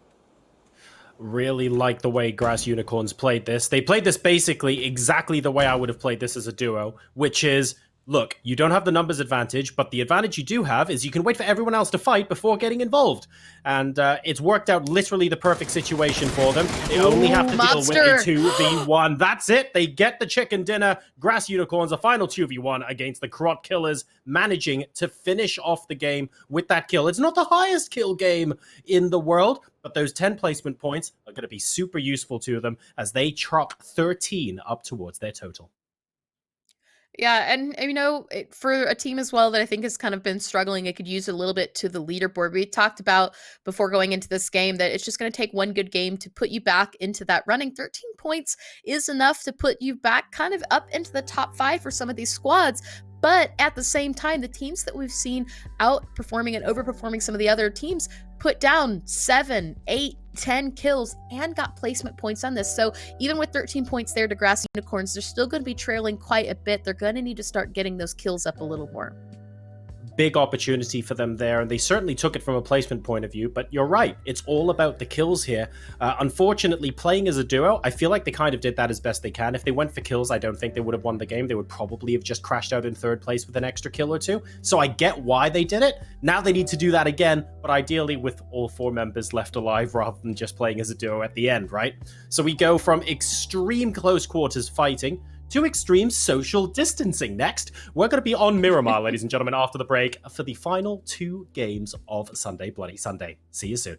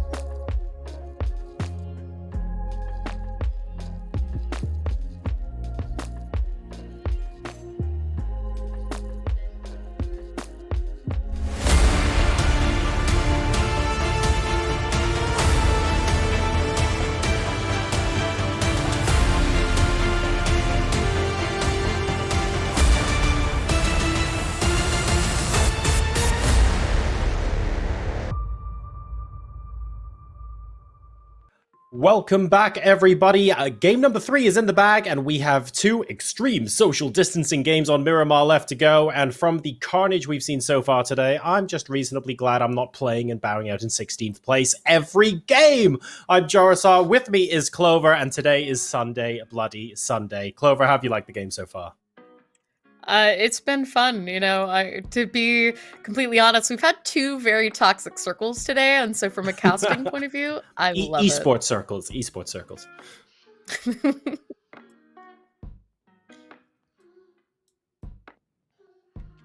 Interesting leaderboard after game number 3 as well. TNA still in top spot, but Clover, we've got a tie for second place now, both on 34 points. We have the Crot Killers and PP Bison. Instaflush pushing themselves back a little bit. And controversially, the Coffin Dodgers not adding to their points total. So with 2 games left to go, they're still on 15. I mean, we've talked time and time again, kills, and Crot Killers tied for points with PP Bison, but they're actually in second place because they're ahead by 5 kills. And so when it really comes down to it and we get a bit closer and closer to the end game for today, I think that's going to be the tiebreaker, because you can see right now, TNA 32. They have been absolutely dominating the lobbies so far today. And so with so many teams sponging up the points here at the top, it's going to make things a bit difficult for teams down to the bottom. We can see all the way down in 6th place, Grass Unicorns, who just took a victory there on Sanhok, only have 7, but it's those placement points that have kind of lifted them up above Burger Flippers. If I had a team that was my spirit animal, it absolutely would be the Grass Unicorns. It would be as high number of placement points as possible, but unfortunately, I don't think I'd be getting those kills in these kind of games. That is very impressive, though, because look at the team below them. They've got 12 kills, nearly double, and that's the Burger Flippers in 7th place. So the Grass Unicorns definitely doing something right and taking advantage of that positioning. Now, of course, Miramar, Clover, is all about positioning, but maybe on a grander kind of scale, because you've got a long distance to travel compared to Sanhok, a lot of vehicles involved, no doubt, and it'll all be about taking those compounds early because of just the distances in the large fields, the desert fields that you have in between these clusters of compounds. So it's going to be a game, I think, of people who are going to rotate in early. Would you agree? I would. I mean, this is a really an insane map to think ahead on, but at the same time, you and I have talked about the importance and utility of vehicles and making those smart plays and rotations. And so you might be in that first circle on Miramar, but we see these wild, hard swinging shifts with this map. And so you have to always be thinking ahead. I'm expecting that the teams that send it straight to the center and try and hold those positions early are going to do center the opportunity to get any kills until that late game. So the longer that you can hold it, the better. My face! It's back! It's okay. I beamed out for a second, but I'm back now. We're all good. No, it's trying to delete me. Stop deleting me. Don't cancel Jorisar. All right, we're back, and we're going to be hopping onto Miramar shortly, ladies and gentlemen. It's okay. Everything just glitched out. You are not living in the Matrix. I might be living in the Matrix, but you guys at home are all fine. And like Clover said, it's all about positioning and trying to predict the circles here on Miramar. I often find that, especially on esports mode and super settings, you get a lot of circles that really enjoy clamping down either side of the road. So, for example, if you have circle 1, oh, never mind, I'll give you that example because that's included in this particular game. We're about to load into a circle. It looks like everyone's just about hopping onto the plane now, and we've got a 4 o'clock to a 10 o'clock plane path, so relatively straight down the middle. Now, Clover, the example I want to give you, and we'll see if observers can follow me, is just south of Monte Nuevo, where you can see La Drillera, and here, it's the circle really likes sticking the road directly in the middle of the map. So if Circle 1 pops there and you know it's going south of Monty, you just grab one of the compounds just above that cliff there, exactly right, and quite often the circle will stay with the road splitting the middle until something like Circle 7 or 8. So I'm very interested to see if something similar is going to happen this time around, or if, like you say, we're just going to get something completely unexpected and wild, and that Campo Militar finish we've always been waiting for ends up happening. Well, with the flight path being this far low, I am expecting the circle to stay maybe down here onto the bottom half of the island. Now, there's still a chance that it could hang out in the El Pozo area with some of that western wall that's unplayable space into play here. That said, you know, this is, I think, a very typical flight path for Miramar that's going to put most into play. Torre, Terra Branca, Cruz de Val, Campo should not be of anybody's concern for this map. And as we kind of follow along and watch for the teams to land down, we've got a couple of teams that are a little bit shifted in. It looks like Halcyon have a bit of company as Lebens has landed far away from the rest of the squad. And there you have it. The circle's popped. It is going to hold on to that El Pozo area. And that means that all these teams that are in San Martin are going to have a little bit of time to finish out these kerfuffles as we've got 5 squads in 1 square kilometer here. Let's play a quick game, Clover. Where does the circle finish? Quick before the fights start happening. Where do you reckon it finishes? Ooh, maybe around Crater. Around Crater. Okay. I'm gonna go for I think on I'm the road. feeling a Crater circle. You know, if you drive out of San Martin, west of San Martin, you sort of come to a warehouse that's just north of the road. I reckon it's gonna finish around there. I'd love to see a Crater circle, though. Crater would be excellent. Ooh, I love a good Crater circle in any way, but we've got Molotov thrown right now, and Korea actually is going to be hit onto that, gets very low, and there you have it. Jackie Lad will get the knock, and now has just a brief extra second there to try and regroup and find another angle, see if he can get the flush here. The rest of their team, though, working in to try and get the res onto this, and Coffin Dodgers hopefully getting the opening kill here, but it's not just quite free yet. He hasn't bled out. Here's the thing, though, right? Curly there can't really do much in their position, and you're right, Jackie Lad can't actually get the flush, but who's going to safely rotate to Curly to get the res? That would have to be the world's most insane chicken run to avoid dying en route to resing, and for that reason, sadly, I think that Curly is done for here. Yeah, and again, I mean, we talked about the fact that on drop, there was 5 squads in this general area, so even if you maybe had the chance to get Curly, it would still be a bit risky. You've got a couple of teams out to the west, northwest, just outside the minimap that we can't see just yet, but are in this area that could have, you know, third party this if they wanted to. But now Jackie Lad, I think, finally comfortable position to try to go find that flush, or at least secure that that kill will happen, the bleed out will occur. And we can take another look at this map so you guys can get an idea of what we were talking about. That area right now of smoke roulette is what Jorisar was kind of talking about, where he was hoping to see that circle in, where Nipple Monkey is as well. Crater Field's a bit up to the north is kind of my call, and where I would like to see this end up. I love having the high grounds into play with these types of zones, but I mean, Miramar is known for its intense circle shifts, so we could see it take a hard swing north and go Cabrera. So there's a lot of opportunity for upset here, and as long as no teams are out in the north and stay to the center, it could be just a little bit, I want to say, careful for these first few circles. But again, it's this fighting in San Martin that's going to need to resolve itself sooner than later. It definitely does. They ideally don't want to wait till the end of Circle 2. I mean, they are in Circle at the moment, but they want the option of rotating early out, and they just haven't got that right now. And I just want another word to sort of back you up here, Clover. I think the Circle's going to finish roughly where Nipple Monkey is now. I have never wanted my co-commentator to be correct more than now. I am desperate for this Crater Fields Crater Circle finish. I think it would actually be amazing if everyone had to descend into the crater to fight it out in Circle 8. I mean, that position that Heino was in, right?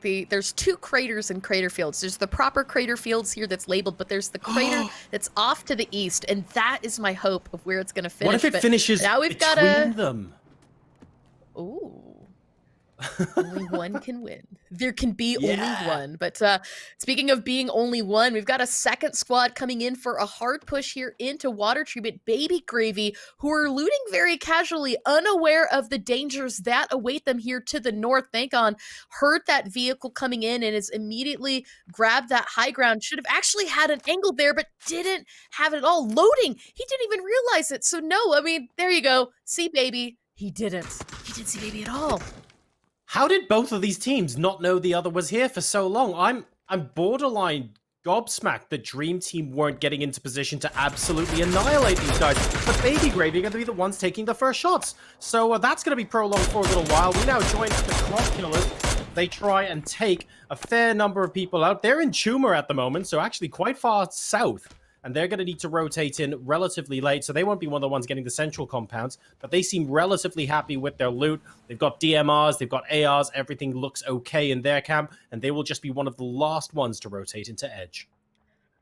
And Dream Team is going to be able to hold water treatment a bit longer. Baby read the situation and pulled back away from this. They weren't fully prepared for that fight. They were in a 2-2 split here. So we can see right now Prism and Lineage are going to go ahead and just pull back and rejoin their squad mates. They don't need to take this fight just yet. We're only in phase 1. Miramar, unlike Erangel and Sandhawk, is a match where we tend to see most of the players still up at that 15-minute mark because of the sheer size and intensity of these circles. So that said, if you've got the opportunity to take that information, you now know where the squad is, keep that and wait to use it a little bit later. Stay alive a little longer because Miramar games, they take a while and there's no need to rush into it just quite yet.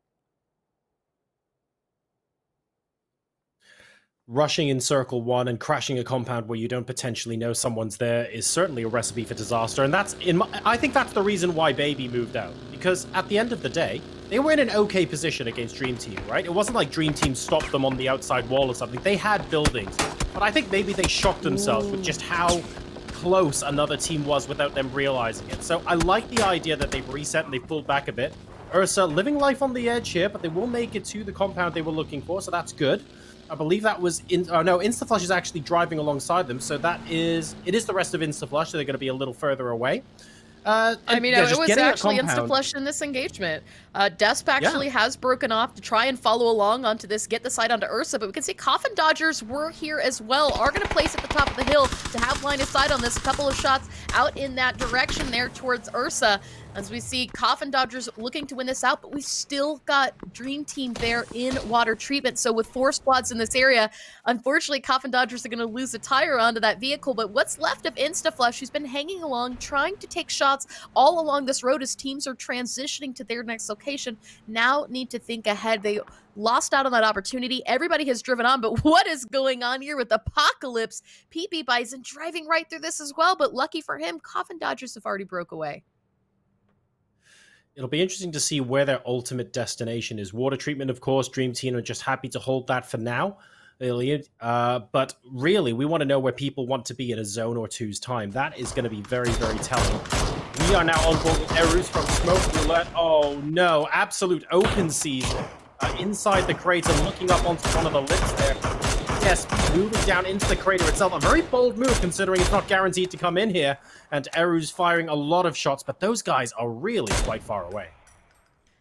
Yeah, I mean, Smoke Roulette right now at the bottom of the leaderboard. They're looking for any and all opportunities to rack up some kills, and this is the place to do it right now, as TSB has one player who's kind of stuck halfway down the mountain. If they could find that knock and prevent the rest of the teammates coming from the res, that is a much-needed kill for them in the bag. But that said, from this angle, a 3x on the Mini 14, struggling just a bit to kind of find that, lead those bullets, and get that knock. But, you know, you miss 100% of the shots that you don't take. So Sam Playing is looking to find that, but Heine is actually going to get the knock there onto Lanix, who is the player that's down below. So this could spell a little bit of assistance here for them. But meanwhile, it looks like Arctic is here to join the party as well. So Sprays not taking shots, a little bit smart there, because I don't know if Arctic Roulette realizes just how close, or Arctic realizes just how close Smoke Roulette is. Very, very close indeed. And these guys are... Remember, Miramar has a really large distance between teams, right? But everyone is going to have DMRs. Everyone is going to be sniping. Unlike on Sanhok, where half of our teams were using vectors, you will be able to get the reses off if you're good with your positioning and you're able to hide behind a wall. But these distances can be covered quite quickly, especially when everyone is sniping you. And if you get 2 downs and someone just rolls in on vehicles, you are going to struggle, especially if coming downhill into a crater is how that team approaches you. So we're on board now with Halcyon Clan. Ace actually hopping on very close to where Heiner is, who is staying very still, hearing the bike come along. I think this could be an opportunity for a spray, and it is. Ooh, Heine was just in the perfect position for that. Unfortunately, Ace was a little bit slow on momentum, having getting off and off the bike. So patience was key here. Heine picking up a kill and now going back to rejoin the team. Smoke Roulette doing the smart thing here and leaving the grounds behind. They've gotten all the loot that they need and are now taking the high ground, as we can see that the circle has in fact shifted towards the crater. So we might get that zone that we were looking for, Jorsarba. Off to the east now, we've got a couple of teams transitioning in and rotating one more time again along that road, as it actually looks like WTSI is going to accidentally run over one of their own players. Vala, unfortunately, is losing some control there onto Irish, but Arctic D-Stars preventing now another push here from Crot Killers. MX was looking ahead, scouting, trying to get to this location. I think they were hoping for the high ground here, but Arctic E-Stars was already in place, but that's not going to prevent Lebens from getting a couple of shots here onto Lapa. Really nicely played by these guys, doing an incredible job to get that position and just hold it. And so far, they're looking like they're in a decent spot. Arctic at the moment with a good high ground advantage, trying to stop anyone coming up. They're looking at the Crot Killers and seeing if there's a way that they can prevent them from getting up here in the first place. The Crot Killers are sufficiently split that I think that could be difficult unless they get a knock or two. So we'll wait and see how quickly, oh my, how quickly they actually get spotted. And even before I finish my sentence, I appear to be cast a curse on myself there. And E-Dance as well, you saw took a bit of damage there from shots, but it's Smoke Roulette now. It also needs to be a little bit careful. We've got teams coming in from multiple directions. They've got to watch their backs, as well as looks like taking shots there at Arctic. So from this, we're only seeing the end of phase 2, and it already starting to feel like a latter part of the game with a couple players falling out here, but we're going to see the next circle, and that shift is going to dictate how all of these teams are going to have to move going forward, as phase 3 is going to give us kind of that next sight of where it's going to go. And, you know, looking at this right now, Arctic, if they can continue to hold the north side from this and prevent Crot Killers from pushing on this any farther, this is a good position to hold going forward, but that's why we see them being very patient and trying to focus. But look, off in the distance as well, Ursa starting to place down, and Dance right now a little more focused on Crot Killers, so Ursa could possibly and potentially get an opening knock here onto Arctic as well. An opening knock there would actually be super beneficial to them. That's Bekenshin grabbing a hit onto Megagene to start things off in that engagement. They're in a very, very tiny crevice between two of the mountains right now in Crater. Big fight going on now between Arctic and the rest of that team as well, but they will be able to come out of there with enough time to resurrect Wolf. Lapper, unfortunately, going down. They've got 1 kill to their name at the moment. We're at the 13.5-minute mark of this game so far, and 16 teams and 56 people, ladies and gentlemen, are still alive. And as that circle continues to hold on to that hill a little bit longer, I don't want to say that I called it, but right now I'm feeling a little bit confident on my prediction here, as PP Bison holding on to the edge here. Ooh, nice shots. It looks like a couple different players are hitting onto this. Hoya right now looking to find that res, sees the feet out, but the bullets are just going a little bit too far. Niloya's got sight on this as well. It just needs one more bullet and get that knock there. Unfortunately, it's not the only team still on the edge of zone. You've got Dream Team still out here as well. Oh, Doid, what are you doing, buddy? What are you doing? Did you not learn from this? But Doid is actually taking damage from another player of a different squad altogether, but Niloya is going to be the one that gets the knock eventually there. Doid needs to find the flush. There's an opportunity for it to be stolen right now from Team TP. Oh, TP steals it. Very nicely done there. Yeah, good job there, managing to steal that. And Niloya is going to be slightly annoyed, but they were taking damage from elsewhere, like you said.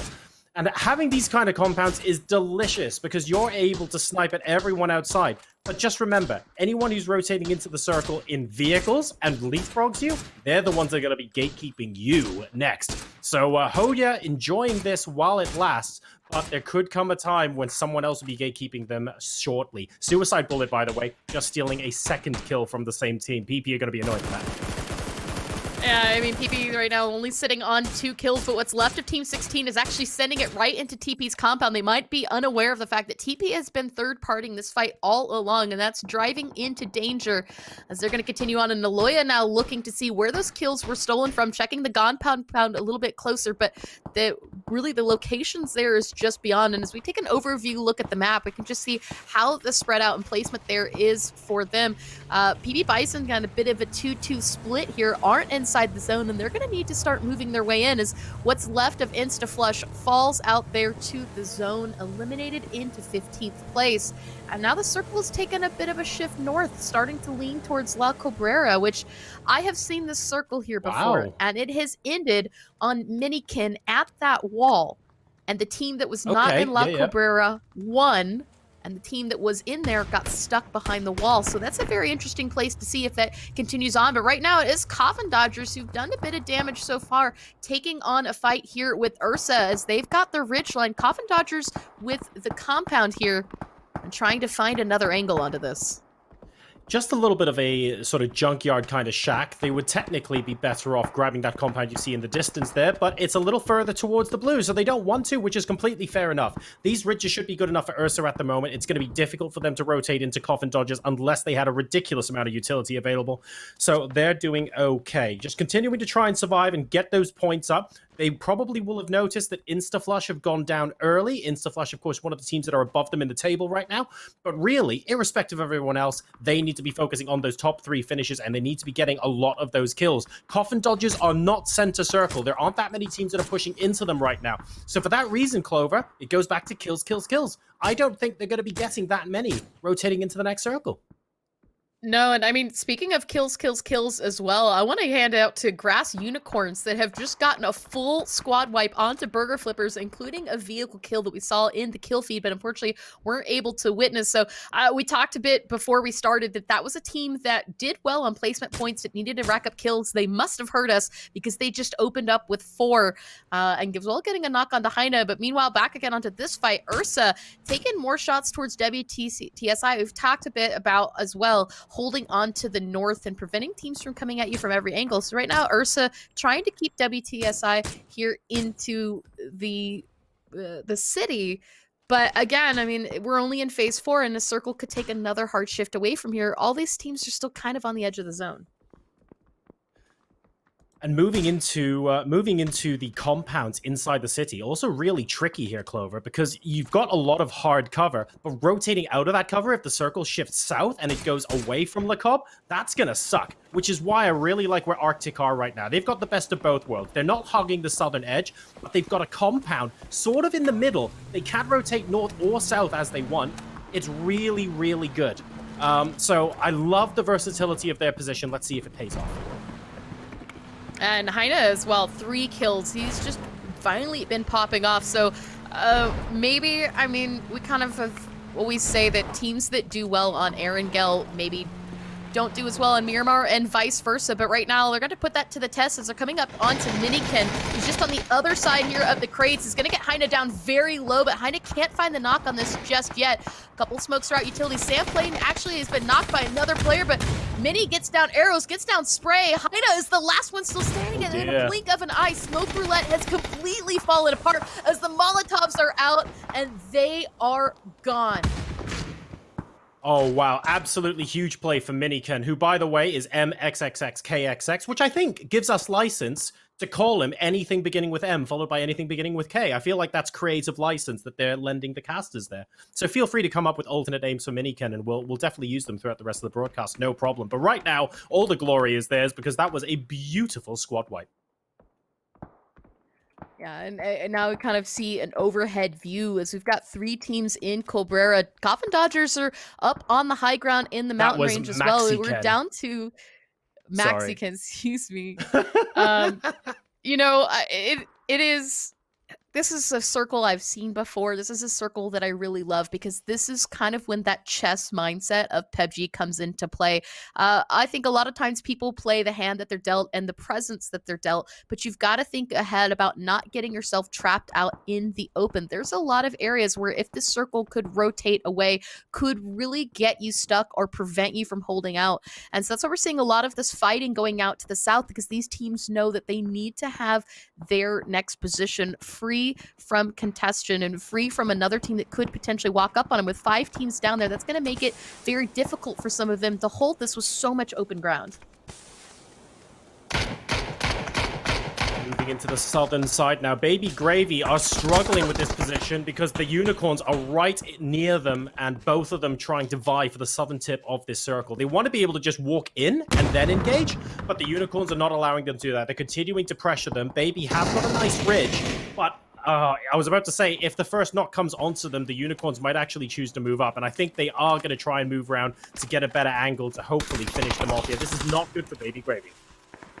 Unicorns are on a roll today, popping off left and right. 7 kills so far to their name, and they're in a really good position here to continue holding this pressure onto Baby Gravy, who right now have a little bit of coverage, but with PP Bison breathing down their neck, they're going to have to make a move soon. And there we go. Looks like actually one Fluffy is going to get a knock and flush, and finally a kill on the board for him as well. So that's 8 now for Grass Unicorns. Baby Gravy still trying to peek. A bit of pre-fire there from Lineage with the Mini 14s, but it's going to get hit there by Sills. His helmet taking all the damage now as we see it lit bright and red. But again, oh, beautiful nade there by Mobster. Wow. PUBG. And that's another one out looking for the flush, bounced in the air just a bit too high. And Crisis is trying to get that res, barely surviving this Molotov. A second one's gonna hit. He's on fire. The blue is closing.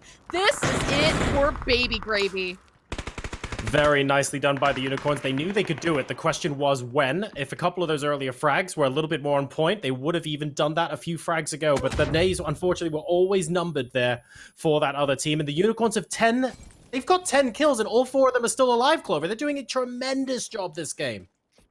I mean, I don't know if they heard us after that Sandhawk game, but whatever has gotten into them is working well, or at least well enough, as Amateurs is going to find a knock onto Mobster. PUBG getting that flush, but Zachary now returning that fire, and that's going to be enough pressure to push off Amateurs for just a bit as smokes are out. Utility thrown, hoping to get the res here, but here comes the hard push from Grass Unicorns.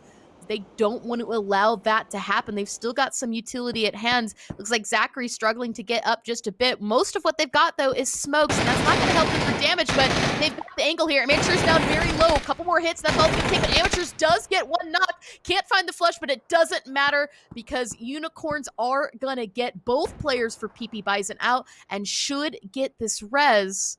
It's all going to matter to really what Toyster does at this point, because there's still one more team in this area. Arctic E-Stars have 2 players in this. So back off to the north, though.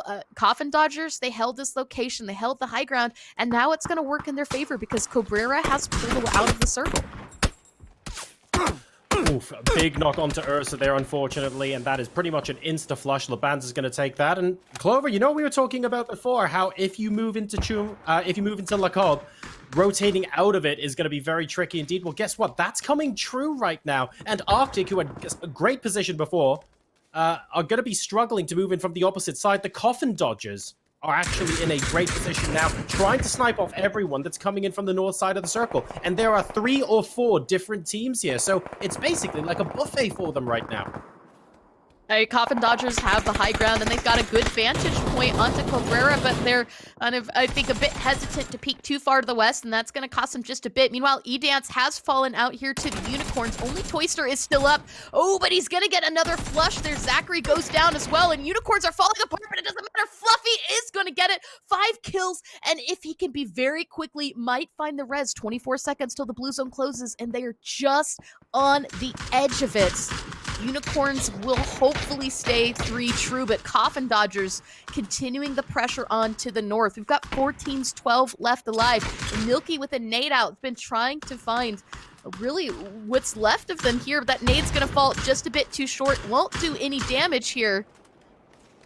I think right now it looks like Mioa is kind of stuck away from the rest of the squad, and it doesn't matter. That squad is dead. It's just up to them now. One player left here for Ursa, and Dodgers doing a bit of damage with these nades. They know exactly where they are, and so that's going to make pulling out of this position extremely difficult for Ursa now. Getting shot at by the Unicorns now, though, so they need to take a little bit of cover, but that's fine. They had a good position and only 1 kill to their name earlier. Ooh. Now, all of them are alive, and they're up to 9 kills, so they're certainly improving very well, and a great shot from Ovani buys them a bit of time and space against the Unicorns as well. A second one potentially on the way in, but the Coffin Dodgers survive for now with all 4 alive, and they're almost into double-digit kills. Crot Dodgers, we saw Coffin Dodgers, excuse me, do a lot of damage, but actually get hit by the Crot Killers, as it was I dodge looks like Crot all the from time. additions.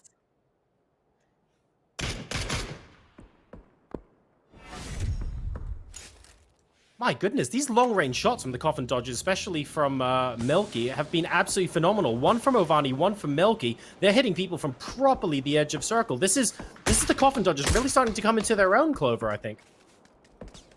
Yeah, this is really what we needed to see from a lot of these teams. Unicorns as well, both kind of sitting into the double digits kills for this. But that said, this is a good positioning for them. But now we've got a road. We've talked a lot about this with Miramar, about when you get to a point where somebody has to cross the street and how that could spell disaster. Ovani is going to get that knock onto Zachary, and that's going to help Jackie really get across the street here and maybe find another angle onto this. But again, you've still got to be mindful of the fact that Crot Killers were up, or I say that, but they're gone now. They've actually been eliminated there by Coffin Dodgers, who are now sitting on 12 kills, and Jackie is just full sending this Leroy Jenkins across the street as the rest of his team puts down the pressure. They're not even hearing him come up close, but here comes the hard spray. Can't find the knock, gets one. Jackie Lad trying to get it here. Kenny gets the flush, finds it. There's still one player up still for Grass Unicorns. It's the one Fluffy TV, who's got 5 kills to his name so far, but a broken level 2 vest. Nice nade there onto Jackie, down to 49 HP, but even if he can get Jackie down, there's still the rest of the Coffin Dodgers to worry about this. So a full send from Jackie, but it might not be into vain. Oh, there you go. And Jackie Lad, couple shots there, finds him, and that is a winner chicken dinner. Coffin Dodgers finally taking it in game number 4 with 15 kills. Much needed 25 points for them as we wind down our first Miramar game of the day. That was incredible from the Coffin Dodgers. They had a little bit of luck because that circle coming south out of Le Cobb meant that their position, where all 4 of them were alive, but they just had 1 kill, meant that they were in the position where everyone was running towards. So they were effectively able to just pick up those kills like they were playing a slot machine. It was delightful. And the Coffin Dodgers have the skills to back it up. So they were languishing a little bit, only on 15 points before now. That shoots them straight up to 40. I don't think that's quite enough to get them to the top of the table by any stretch, but that means they are now in contention for potentially taking the whole thing going into the final game. That's the game they needed. Where was this on game 1 of Erangel? Because I know they can do it. They finally delivered now, but they always seem to leave it late. Yeah, and I mean, again, game 1 in Erangel, that was a military circle, and I think one that a lot of people weren't quite ready for or anticipating to play. That said, with that as well, the teams that were really racking up a lot of points were teams that were lower on the leaderboard, and so that point sponging really prevented some of those teams that have been in that first and second place from climbing that much higher than they already are, and that's going to give these teams a bit of a chance to play catch-up. I'm really excited to see as well where the Grass Unicorns end up after a second-place performance like that and picking up double-digit kills. I mean, it's absolutely wild to get to see them put down 16 or plus points as well for that match. But we've got one more Miramar to go.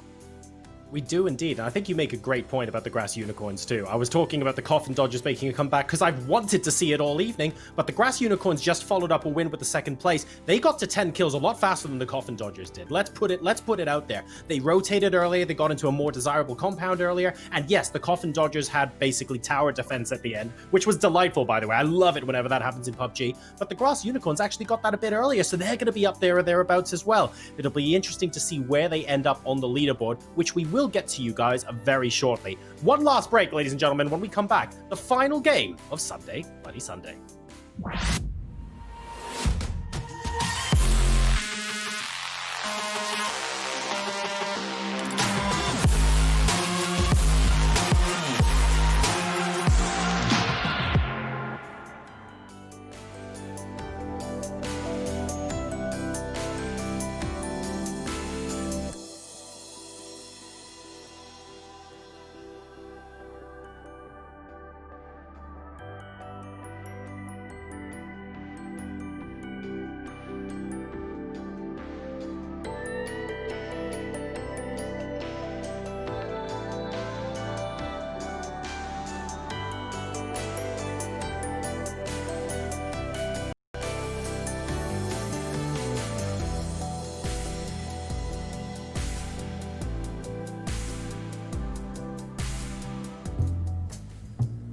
Hey, it's me, Milky, the guy from the tournament, otherwise known as Hackerman, and today I'm going to be showing you an alternative to thermal paste for keeping your GPU temperatures lower.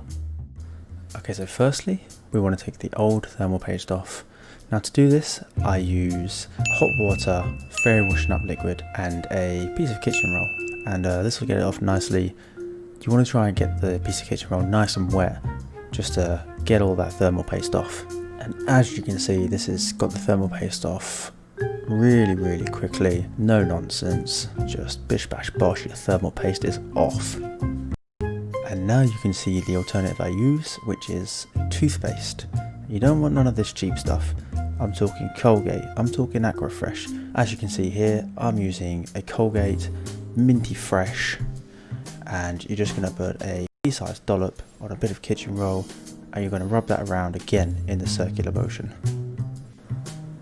Right, so far we've taken our old thermal paste off and we put the new stuff back on. So what's left to do? Fit it all back together, baby! Now when putting it back together, I find when I plug this little wire in, it makes loads of noise, so I just tuck it under here and leave it unplugged.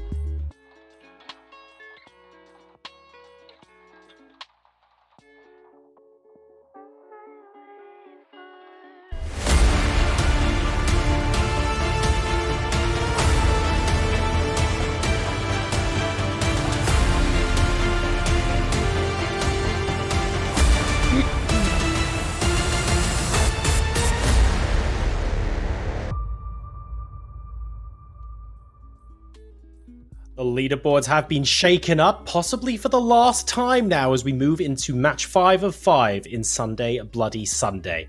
I'm Jorisar, with me is Clover, and again, a complete change, I think, this time around in the top 3, possibly even the top 4 of the leaderboard.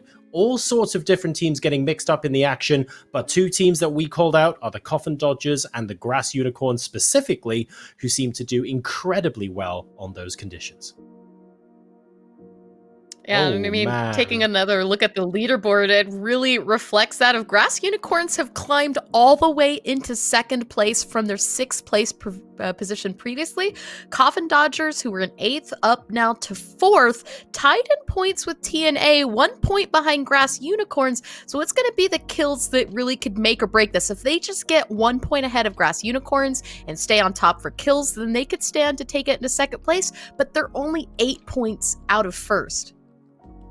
I find it interesting and really commendable that the Crop Killers are actually in first place with 48 points as well, 7 points clear of anyone else, and just kind of using those positions that they had. They got good positions early, didn't necessarily do that well in some of the fights, but when they did, they fragged out big, and even when they didn't, they were very good at sort of creeping into those top placements. So 34 kills and 48 points for them. Very, very strong. Any one of these top 5 teams, realistically, could absolutely sweep the board going into the final game, but someone needs to get a 10-plus kill chicken dinner, I think, to stamp their authority all over this.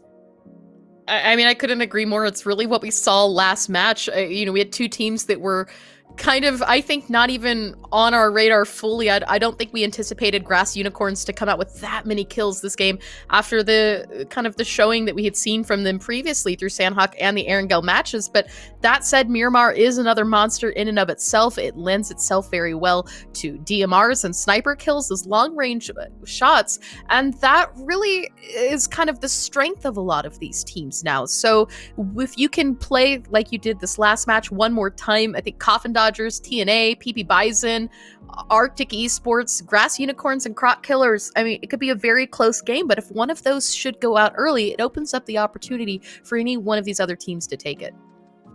Another thing we should probably mention is the possibility for a team to sort of nip in and take out one of these squads really early on. This time around, we saw InstaFlush, for example. They went out really early in the game, but they've also done tremendously well up to this point in the day. So if they end up changing up their drop position, and it turns out that they end up dropping on top of another team, for example, they could really play a spoiler here. So it'll be interesting to see what ends up happening with them and some of the teams that went out earlier in game number 4. One more Miramar game left to go. The teams with that excellent sniping are obviously going to be very happy with themselves. You called that out, Clover, and the Coffin Dodgers really shone as an example of that in the last game. Yeah, and I mean, you can just take a look at the headshots there on the far side. You've got Minikin with 4, Hodia with 3, Ampharos with 2, Frostnaders even got 1, Amateurs got 1. So it's really going to start to be down to every opportunity to get kills at close range, get kills on these crashes and pushes, and steal kills from other fights, which we did see happen quite a few times. That PP Bison lost 2 kills to TP. So Prism taking some of those kills out from that mid-game fight. And kind of take another look at time survived as well. And this might seem like a bit of a silly stat. When you compare it with ADR, kills, and damage, you see that the teams that are really kind of doing the most are the ones that are kind of hanging around a bit longer as well. So kudos to them. I mean, right now, Minikin is really terrifying. Yeah, you got to hand it to Magikarp there. 13 kills and ADR of nearly 800 in this game. Absolutely phenomenal. And nowhere close, actually, to the top time survived. 70 minutes and 23 seconds is the second lowest time survived, I think, on this list after Trilaki. So really making the most of their time alive and clearly splashing everyone else out of the ballpark. Yeah, and with one more Miramar game left, Miramar is the longest map. So the longer that you can stay alive, the longer you can stay up, hold on to your utility for the later game, keep your armor healthy. I think that's going to spell as the kind of the thing that you really want to strive for some of these teams. And where we saw a couple of players fall short was when they really started to run out of that utility and out of those assets. And we saw a lot of teams give up their cars very early. And again, cars that's the big meta here. That's going to prove to be a big sticking point, I think, for some teams like the Coffin Dodgers going into the last game. Remember how we were saying they rotated in a bit late, so they got a good position, but they only had one kill, and they were kind of sort of stood there holding a compound going, well, what do I do now? Luckily, the circle rotating south kind of did most of their work for them and bringing people to them.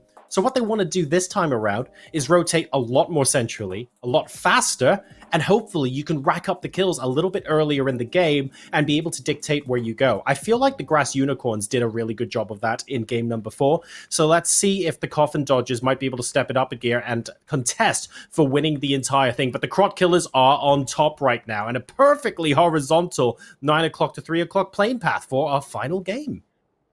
I mean, this is a path that puts almost everything perfectly into play, but with that also comes the potential that this circle could really pop anywhere. And so if you're a team that typically plays an edge, or you have an edge drop spot, the thing that you're going to want to think about right off the bat is to get your looting done quickly, get vehicles secured as fast as possible, and be ready to rotate to the central part of that zone. There's kind of two styles of Miramar circles. We get these circles that go to a corner and every circle rotates far away from where you think it's going to go. Or we get these circles that sit in the center and every shift stays in the center. And we sometimes call those the boring circles, but they're boring because it's safe. And that's going to prevent those teams from really pushing into one another until the late game. And so we could have 15 teams up 25 minutes into the game, and then suddenly you blink and we're down to just 5 teams. And so with that, though, I mean, right now, I'm not really seeing a ton of action on top of each other. I think we've got 2 teams fighting for Chumacera. Looks like Dream Team and Baby, as they're landing right in that area. And just off to their east, we've got Halcyon and looks like Smoke Roulette landing in the same area, joined as well by another squad. Definitely very, very crowded between Chuma and Picardo in this particular game. The Crot Killers, very close as well to the rest of these guys. And Smoke Roulette looking like they're getting a revive and a car. So Happy Hippie won't be able to get that finish. I thought they were at least going to get 1 point there, but well done to Smoke Roulette. They managed to make their way out. I think you called it absolutely right with these kind of circles. You get the wild ones, and then you get the ones that are more predictable by the pros that we might consider boring. They love those kind of circles because, as far as they're concerned, surviving into like Circle 7 and there still being 15 teams on the map is their bag. They don't mind being in those sort of scenarios. And if we get something like that again, it will be the people who have been fragging out most recently that I think stand to benefit from that. Now, right now, standing to benefit from this is Halcyon, as it looks like this kind of, I don't really know what happened with Arrows, if he had been run over, if he had botched his parachuting, but unfortunately, the time it took to get that res and try and rotate out has kind of cost them, and you've got multiple teams that have been set up trying to get this knock right now. Owen looking to find an angle, and Owen has been very frag heavy for Halcyon here, as he's got this sight on this, will get that headshot, beautiful knock there onto Arrows. This is his second knock, so he is going to bleed out a bit quickly, but Spray ZZ just can't find the angle on this. I'm not even sure if he's got a weapon yet. Yeah, these guys were busy rezzing each other very early on in the game. They managed to get the Murado. They left only, unfortunately, to walk into the path of another team. So sadly, that is Eruz out of the game. We have our first circle, and it looks like it's going to be centering in sort of between Picardo and El Pozo. 2 teams still fighting in Chumacera. They're not actually unleashing shots yet. All right, this, I'm going to argue. Can we really get the same circle twice in a row? Or am I going to be right this time? And I want to see that warehouse in between the Coffin Dodgers and Team 13 there. I've seen the circle twice in a row, but I'm thinking it's going to go south. I'm thinking maybe kind of that area north of Monty. There's that field just to the northeast of Monty. I'd like to see it go there, but right now you've got Dream Team and Baby finally pushing onto one another. We both had teams land onto the north or south side, the high grounds here of Chumacera, both vying for the same exact position. Dream Team, unfortunately, having one player knocked so far, but trying to find that heavy push. Look, SimiQuest only has a hollow there on the SKS and can't quite find the angle, but looking now for that safety to go and get the res here so they can stay 4 players strong. Crisis looking for where Dream Team are. Won't be able to find them at the moment. It's a bit of a standoff. No one really pushing into anyone else. And remember, they are in the next circle, so there's no massive pressure to push. If anyone was going to push, I would expect Baby to push down to Dream Team, just because they have that nice little higher ground ridge to their advantage. So there are a nicer spread of angles they could potentially use. But realistically, both teams just want to get into vehicles and get the heck out. They don't want to have to fight this early, not with 16 teams left alive. This isn't the end to the tournament that they were planning, so they're very happy for this blaze of glory to happen, just ideally 20-25 minutes from now. And in Crisis now, we see joining out Sam as they are going to start to pull back from this just a bit. The fight's kind of over, and meanwhile, it looks like we've got some more stuff starting to pop off. So as Chumacera kind of calms itself down, they are on the edge of zone and should be able to move back away. We've got this kind of rotations that are coming in now. It looks like Team it's actually lost a player there from Team 13 who was working on their rotation. We can see it looks like Curly actually getting just a bit ahead onto this. Anarchist is going to drive over Nibblebuggy, but accidentally fall out of his own vehicle as well, as I think the buggy bounced just a bit too hard, but Curly should be here to lend a hand, and the rest of TNA not quite in a position to push this, so they should get that res off no problem. Oh, Toyster running over himself too. I love how Monkey dropped all of his gear and then went round the corner just in case that would actually help. But unfortunately, he is going to go down to McKenshin there. There we go. So TSB are grabbing that. Now we see if Team Strongbirds can continue that sort of motivation, I guess, to hunt down the rest of the team, or if they're just going to happily stay in the compound. All of these rotations coming in now. Still 3 minutes left to go in phase one, and you can already see the area around Monty and north of Monty in particular getting quite crowded. So, Clover, maybe a lot of these teams are thinking the circle's going to end where you want it to end as well. They'd also have a crate there to boot. Yeah, and as well, we've got Ursa that's kind of coming in just a bit close. Frost and Dearest is a split from the rest of their squad, and very, both near that crate. But, I mean, we kind of look to the south and the east. We've got lots of teams rotating in on one another, all the way to the far east on the coast. You've got WTSI and, which I believe is Team Prism, coming in, exchanging a bit of fire as well, even just onto the edge of zone out of Bendita. We've got two squads coming in as well. Grass Unicorns in a good position to maybe catch them onto that rotation there in Graveyard. And once again, into the south, we've still got both teams, Dream Team and Baby, who haven't quite given up just yet. So a lot of interesting, similar ideals with this rotation. As Sam playing his rolling that car. That's a different rotation. Time. Duke going to try and take advantage of this, but can't land any of those bullets. Sam staying alive for right now, but out of the fire and into the frying pan, he is heading for the Coffin Dodgers. Now, this is interesting. Dodging the bullets just long enough to move straight into them. I'm a little bit confused. That vehicle is smoking now as well. Exactly right. Sam needs to get the heck out of Dodge, and they can't. That is the instant. Well, obviously, you can tell. That was a very, very quick spray from Beng, from range as well, with the barrel, and that car blowing up will earn them the kill. I'm taking a little bit of credit for this, unfortunately, because I do play with the Coffin Dodgers when the PUBG Pro Scrims aren't on Wednesdays. And they are in what they almost, I'm sure, now call the Joro compound, because every time we get one of those circles, I basically tell them, first thing we do, grab that warehouse, worry about everything else later. So at the moment, they're doing that well, and they've gotten a point. Hopefully, Circle 2 will also be in their favor. And as the circle starts to close, the blue working its way in, we've still got those two teams down to the south of Chumacera. It is actually going to be, I think, a ceasefire for the most part. You've got Dream Team that's kind of worked their way down to the south, but over here again with the Arctic E-Stars, they've been taking shots at teams there on rotation. They're kind of close to Ursa still, but far enough away that it shouldn't be too bad. They're just finishing out their looting, needing to get a couple of those vests and things replaced just a tad bit, but I mean, again, 16 teams, 9 minutes in. It's not unheard of for circles like this with so much open area into play, but it's the teams that are failing a bit on these rotations that are starting to suffer. And right now, Heine driving in between multiple teams as we see Arctic taking shots, as well as IF, who's actually chasing him on this rotation, but he's driving right in between both Arctic and Coffin Dodgers here. So there's just players left and right, and that's where these positions come into play, is that's where you're going to start to catch people. And catching people is exactly what's about to happen. Desp going down from Instaflush. So Instaflush actually playing a really big role earlier today, but dropping off a little bit on Miramar. Desp will sadly no longer play another part in this tournament, at least this month, as they are flushed and out of the game. Arctic Key Stars, as you mentioned, Clover, they've got a decent position, although they can't do much out on top of the hill.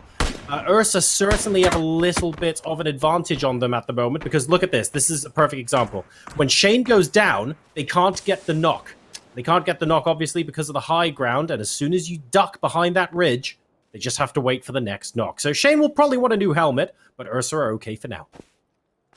Yeah, and you know, this is still, it's a good strategy to have there for Arctic because you're depleting all the resources from Ursa. So in and of itself, they're losing the armor, they're losing helmets, they're losing utility, and that's going to make it easier to catch them as they push forward through those next circles. So Ursa still with 0 kills on the board, as you said, will get this res off, but that's going to make them easier to handle as you get into the later game. I mean, every knock is going to speed up that bleed out time as well, and so you can't really discount the work and effort that Arctic's putting in here, but you're right, from that compound they're not going to be able to see much, and as we can see, the circle has actually taken a shift towards Power Grid. That puts all 4 of these squads on the west on the edge of zone, and they're going to want to start thinking of moving ahead.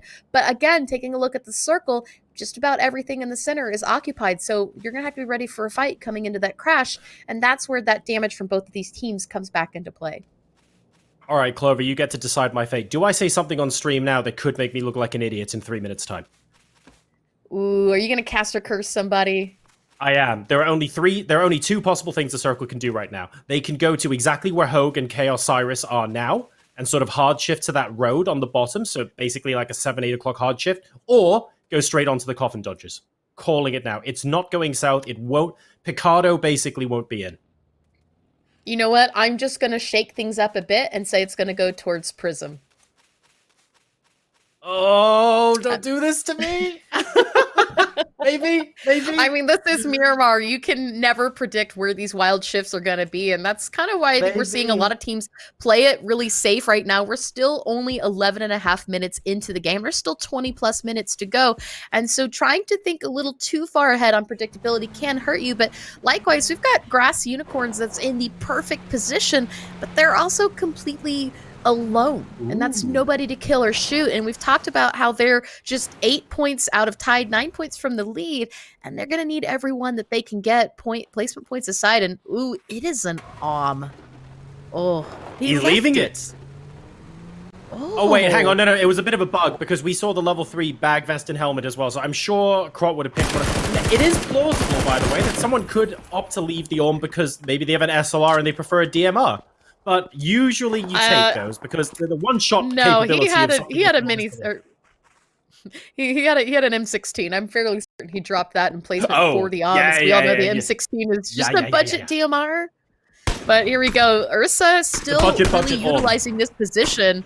But look, the blue is starting kind of into that point now where they're on the edge of the zone and they need to start thinking about rotating in. They're starting to lose squads from this area, and that's going to make this easy going forward. But Crot Killers as well, just south of Arctic now, trying to take full advantage of this. This is another team currently in first place that needs to keep getting points. They need to not let these other teams catch up, and that's going to come from kills. I'm really glad I don't look like a complete idiot here. So the circle moving towards Coffin Dodgers. The next one, by the way, is going to exclude San Martin. The only question is whether it centers on where the Coffin Dodgers are, north of the road, or whether it moves slightly further down to Power Grid, which is very possible considering this. A couple of the teams that are a little further outside and have to rotate in might want to consider going in via the east side, where Jay, Krotstuff, Repulse, and Dolls are, because that would give them a nice ride into San Martin as opposed to having to go through 4 or 5 other squads. And you know, as well, now as you kind of see the panic starting to set in. Instaflush was looking so good today, but they've kind of had a couple of opportunities that have fallen short and unfortunately cost them some early outs and really a lack of points to fall down the leaderboard. But if we kind of look just beyond this, as we've got Crot Killers rotating in. This could be the perfect opportunity that they need to get a couple of shots here, as it looks like Minikin has the barrel out right now. As we do know, the barrel has a new meta and a new place as a stronghold here in esports, and it looks like he's going to use it there as Asinki gets knocked down. That's one player out. WTSI trying to rotate in on this. This was the third squad entirely uninvolved, and unfortunately was lost there in that scouting mission, as they're going to need to find another place to enter to the zone here. But Lebens finding another one. Beautiful headshot there onto Nipplewolf. So all of the teams in this area are not safe from Crot Killers right now. Oh, and this could be a 1v2. They're moving into insta-flush as well. Mortal Kombat getting doyed on the flush, but unfortunately Vandal getting the headshot to return. So sadly, that trade is going to happen, and I don't think Happy Hippie and co will be able to make their way there quite far enough. And that is MK out of the game. Oh, Nade's out. He's got utility. This one looks like it might just land true. The res is working. Amali is out too. All it needs to do is hit here on Vandal. Doido is going to get picked up. And unfortunately, Crot Killers aren't going to get a finish on any of those flushes except for the one that Ken got earlier here. As you take another look at this angle, Happy Hippie has unfortunately allowed them to recover here. And, you hate to see it. Right. Okay, here we go. Artificial red zone onto Doid. Vandal looking. Oh, he can actually see if he moves around now. Did he actually catch him in the ditch? I think he... No, he didn't. Oh my goodness. Oh, sorry, that's Happy Hippie. Okay, they've got the names are sort of in front of each other now. That made sense. I thought he was looking for Happy Hippie. Doid, of course, is the player who's closer, which means, by the way, that you don't really want to move if you're Doid right now until you know that the Crot Killers are actually moving down the other side of the mountain. No, and I mean, really, Crot Killers are getting a little bit of help there, as we see Arctic E-Stars Juniors has just been eliminated by TSB, who's kind of moving in from the west here. Crot Killers hearing all of this going on now, breaking away their attention to take shots here, and it's actually going to be Frost from another angle entirely that gets a shot onto this. So this position is really not a good one for them to hold, and with only 4 kills now, there you go. So you get the flush here. With 14 teams remain, if they go out now, that's no placement points, only 4 kills, and gives a perfect opportunity for Coffin Dodgers or someone else here to take it. Trilaki does get the knock here onto Doid. There's still 2 more players up for IF. Can they find it and stay alive a little bit longer? It's what Crot's gonna need if they want to stay at the top of the leaderboard. I really love not going for the insta-flush and telling their teammates to do it instead. That certainly paid off, but Vandal has now been taken down as well after Doid. So the Crot Killers really pushing in and adding to their kill total now. Only 3 of them left alive after MK went down early on, but 6 kills is absolutely delightful from their point of view. So we'll see if they can grow on that. The circle is going to be pushing more onto the power grid compound. I'm still expecting a bit of a northern shift, but I don't think it's going to shift so much that the Coffin Dodgers are going to be in clear air. And they are moving very close to another squad as well. They're split 2 and 2 with another team moving in from the north. I believe it's Ursa. So this could end up being the next big fight and Coffin Dodgers' first opportunity to get a team wipe. But Ursa have been doing quite well this match so far. They will not be a rollover. No, and Coffin Dodgers as well have to think about the possibility of needing to cross this street, though, as Burger Flippers starting their rotation. With Vanny trying to get some shots, hoping to get the knock out of the pickup truck here. You can see just how many squads are in this area. It's actually going to be the Unicorns that have sight on this, laying into Vanny, who's got to pull back to heal. So this is starting to be a tricky position to hold, but Bangwolf will be able to get that knock there on Delzamvor, as he actually is going to steal that flush. But you're right, here comes Ursa, taking full advantage of the fact that Coffin Dodgers were in another conflict to send 2 ahead, holding 2 up onto the God Pound, looking for that knock, and Shane's gonna find 1. That's 1 out for Coffin Dodgers. Jackie Lad actually pulling back to try and lend a hand, but he's taking fire from the Unicorn still. So Ursa taking full advantage of this. They just need to find out where the rest of the Dodgers are. Meanwhile, Coffin Dodgers need to prevent this push from happening if they want to hold the North. Big move there from Jackie. Really lucky that Bang was the one who actually got knocked, because he obviously is behind on that hill. We now have Milky, oh no, going up against Meows, and that is not going to end well. Ovani on fire and certainly going to go down as well. That's half the Coffin Dodgers down. and Ursa are going to be able to push in here. This 2-2 split from the Coffin Dodgers did not work. Ben going down early and Jackie being forced to turn around and res meant that the rest of Ursa could push in. So they were very controlled with their aggression. They knew that the time was right to push it. They also knew 100% that it wasn't a full team. Full credit to them, and now the Coffin Dodgers have a mountain to climb. And as we see as well, Ursa finishing out this kind of hold here. The zone's going to have to close, and that's going to send Coffin Dodgers further down, as now it has taken a shift down to the south. Power Grid's still into play, but Highness got a more centralized position onto this. Meanwhile, Prism walking right up here onto Baby with a couple of players out in this. We've got 3 squads, and none of which are in the zone. We've got Halcyon actually gatekeeping from the opposite distance. See Ace getting a couple shots there onto Max Scav. So Prism in a really tricky position. They have an opportunity to just rotate north and avoid this altogether, but sitting with 0 kills for this match, they're a little bit hungry to put 1 on the board. Oh, Max is standing still. Val could have taken a shot, but he didn't. A couple of opportunities there, actually, for WTSI to take in on this, but they've come in very quickly. Baby didn't know they were here just yet, but Lenoge actually getting a bit too close for F-Hawk's comfort, and he is going to find that knock here, and that's going to retake the attention of Prism as we see them once more glance back down to the south and try and figure out what's going on, but here comes the push now from Val. Tries to clear out what's left of Baby. Almost gets him. There we go. Prism is actually going to get knocked looking for that flush, but he's going to have to take a quick second to heal. Val working on it as well, and so Baby down to just 1 player. That nade might be going a bit too far. I want to call out how good that play from Val was. Hang on just a second. Crisis actually trying to finish them off. Val is going to get knocked and flushed as well, leaving Hawk as the only surviving member. WTSI might be about to bow out of the game. Not enough time now to do a first aid. You have to run into zone. 2 HP! And Hawk manages to make it in, but we need a safe place to bed. Going to be able to move on to this valley area, and I think there will be enough at least for a first aid. I just want to say how well Val played that, because like you said, Clover, Val had a clear shot and chose not to take it. The rest of the team said, no, we have eyes on Baby. We don't want to fight 2 squads at once. Baby is about to engage with us. Pull back, and Val did. So very, very important play there. And unfortunately, they've only got 1 left, but that was absolutely the right thing to do.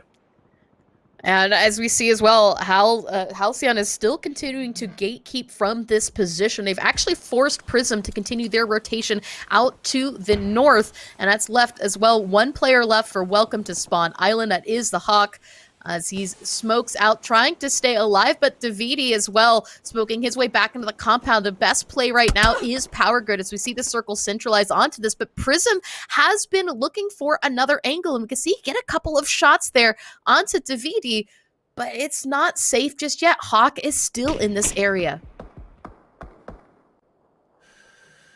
Several teams really, really crowded on the southeastern side of this circle. TP don't really have anywhere to go. Prism being spotted by Mega Genes and the rest of Halcyon Clan as well. There's no safe way into circle for them. They have to basically push and get a knock and use the knock as a shield to move in through their smoke wall. They're going to try and smoke up anyway, but what that means is everyone at Halcyon Clan will have the opportunity to spray exactly like this without getting a knock first. The chain link fence, though, thank you PUBG, will be taking approximately 75% of that damage. And Mega Gene's looking for that next little knock. Now, I mean, Halcyon needs to be very careful. They're not alone here in Power Grid, and the Unicorns, who've been doing a very good job at gatekeeping the north, still have teams to worry about. So, at least for right now, aren't of any concern to Halcyon, but it's the teams that are still off to the west that could be a bit of a thorn. And you've got 1 last player for WTSI still to the south, as well as the F-Hawk. We take another look over here at the map, and we can see who all still needs to rotate in the zone. We've got 5 teams not yet in safety here. And where do they rotate into, Clover? Because all but 2 of the teams are in the southern half of this circle as well. So this north edge is going to end up being so unbelievably crowded. You can rotate as much as you want. If you're in the northern half, you're in trouble. BB Bison on Prison. How did Max Scav survive that? He had no Amateur still barely up, but is laying into them here. Gribson Gaming is going to finish out. There's no nowhere for PP Bison to go. They are out. Suicide Bullet picks that up. And meanwhile, back again on the west, we can see Crot Killers working their way in, coming up close on the Heine. John, earlier you said, where do these teams to the north come in? And right now, Ursa's position is about their best bet. There's a bit of a ridge line just to the north of Power Grid where they can aim to push. But the people they need to be very careful about is the Burger Flippers. Luckily, though, Burger Flippers have kind of started to rotate towards TP. So if Ursa can push up to this ridge line, that's going to take them out of the line of sight for Unicorns. As we can see right now, is continuing to lay in them as Clarky goes down.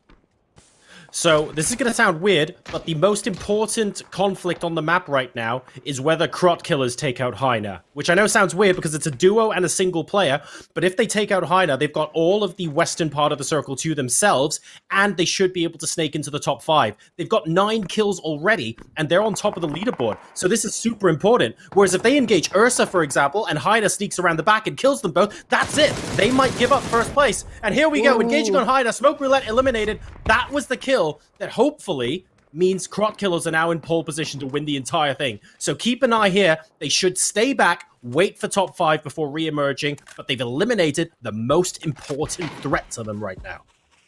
I mean, another threat as well that was really there for Ursa as well was the fact that Burger Flippers were just off to their east, but TP actually did a good job to take them out. And so now they have the north all to themselves. Crot Killers can continue to push in from the west, but it's still going to be a bit of a battle, especially if the Phase 8 circle holds onto this compound just a bit longer. Unicorns are still trying to hold on to this, but they've allowed both TP and Halcyon Clan to walk in on this, and you still have one player of TNA alive, as well as one player from Insta Flushes as well. So you can't discount the works of those two squads, but essentially you've got 6, 3 or 4 man still up here, and that's going to make things difficult all the way through that final phase.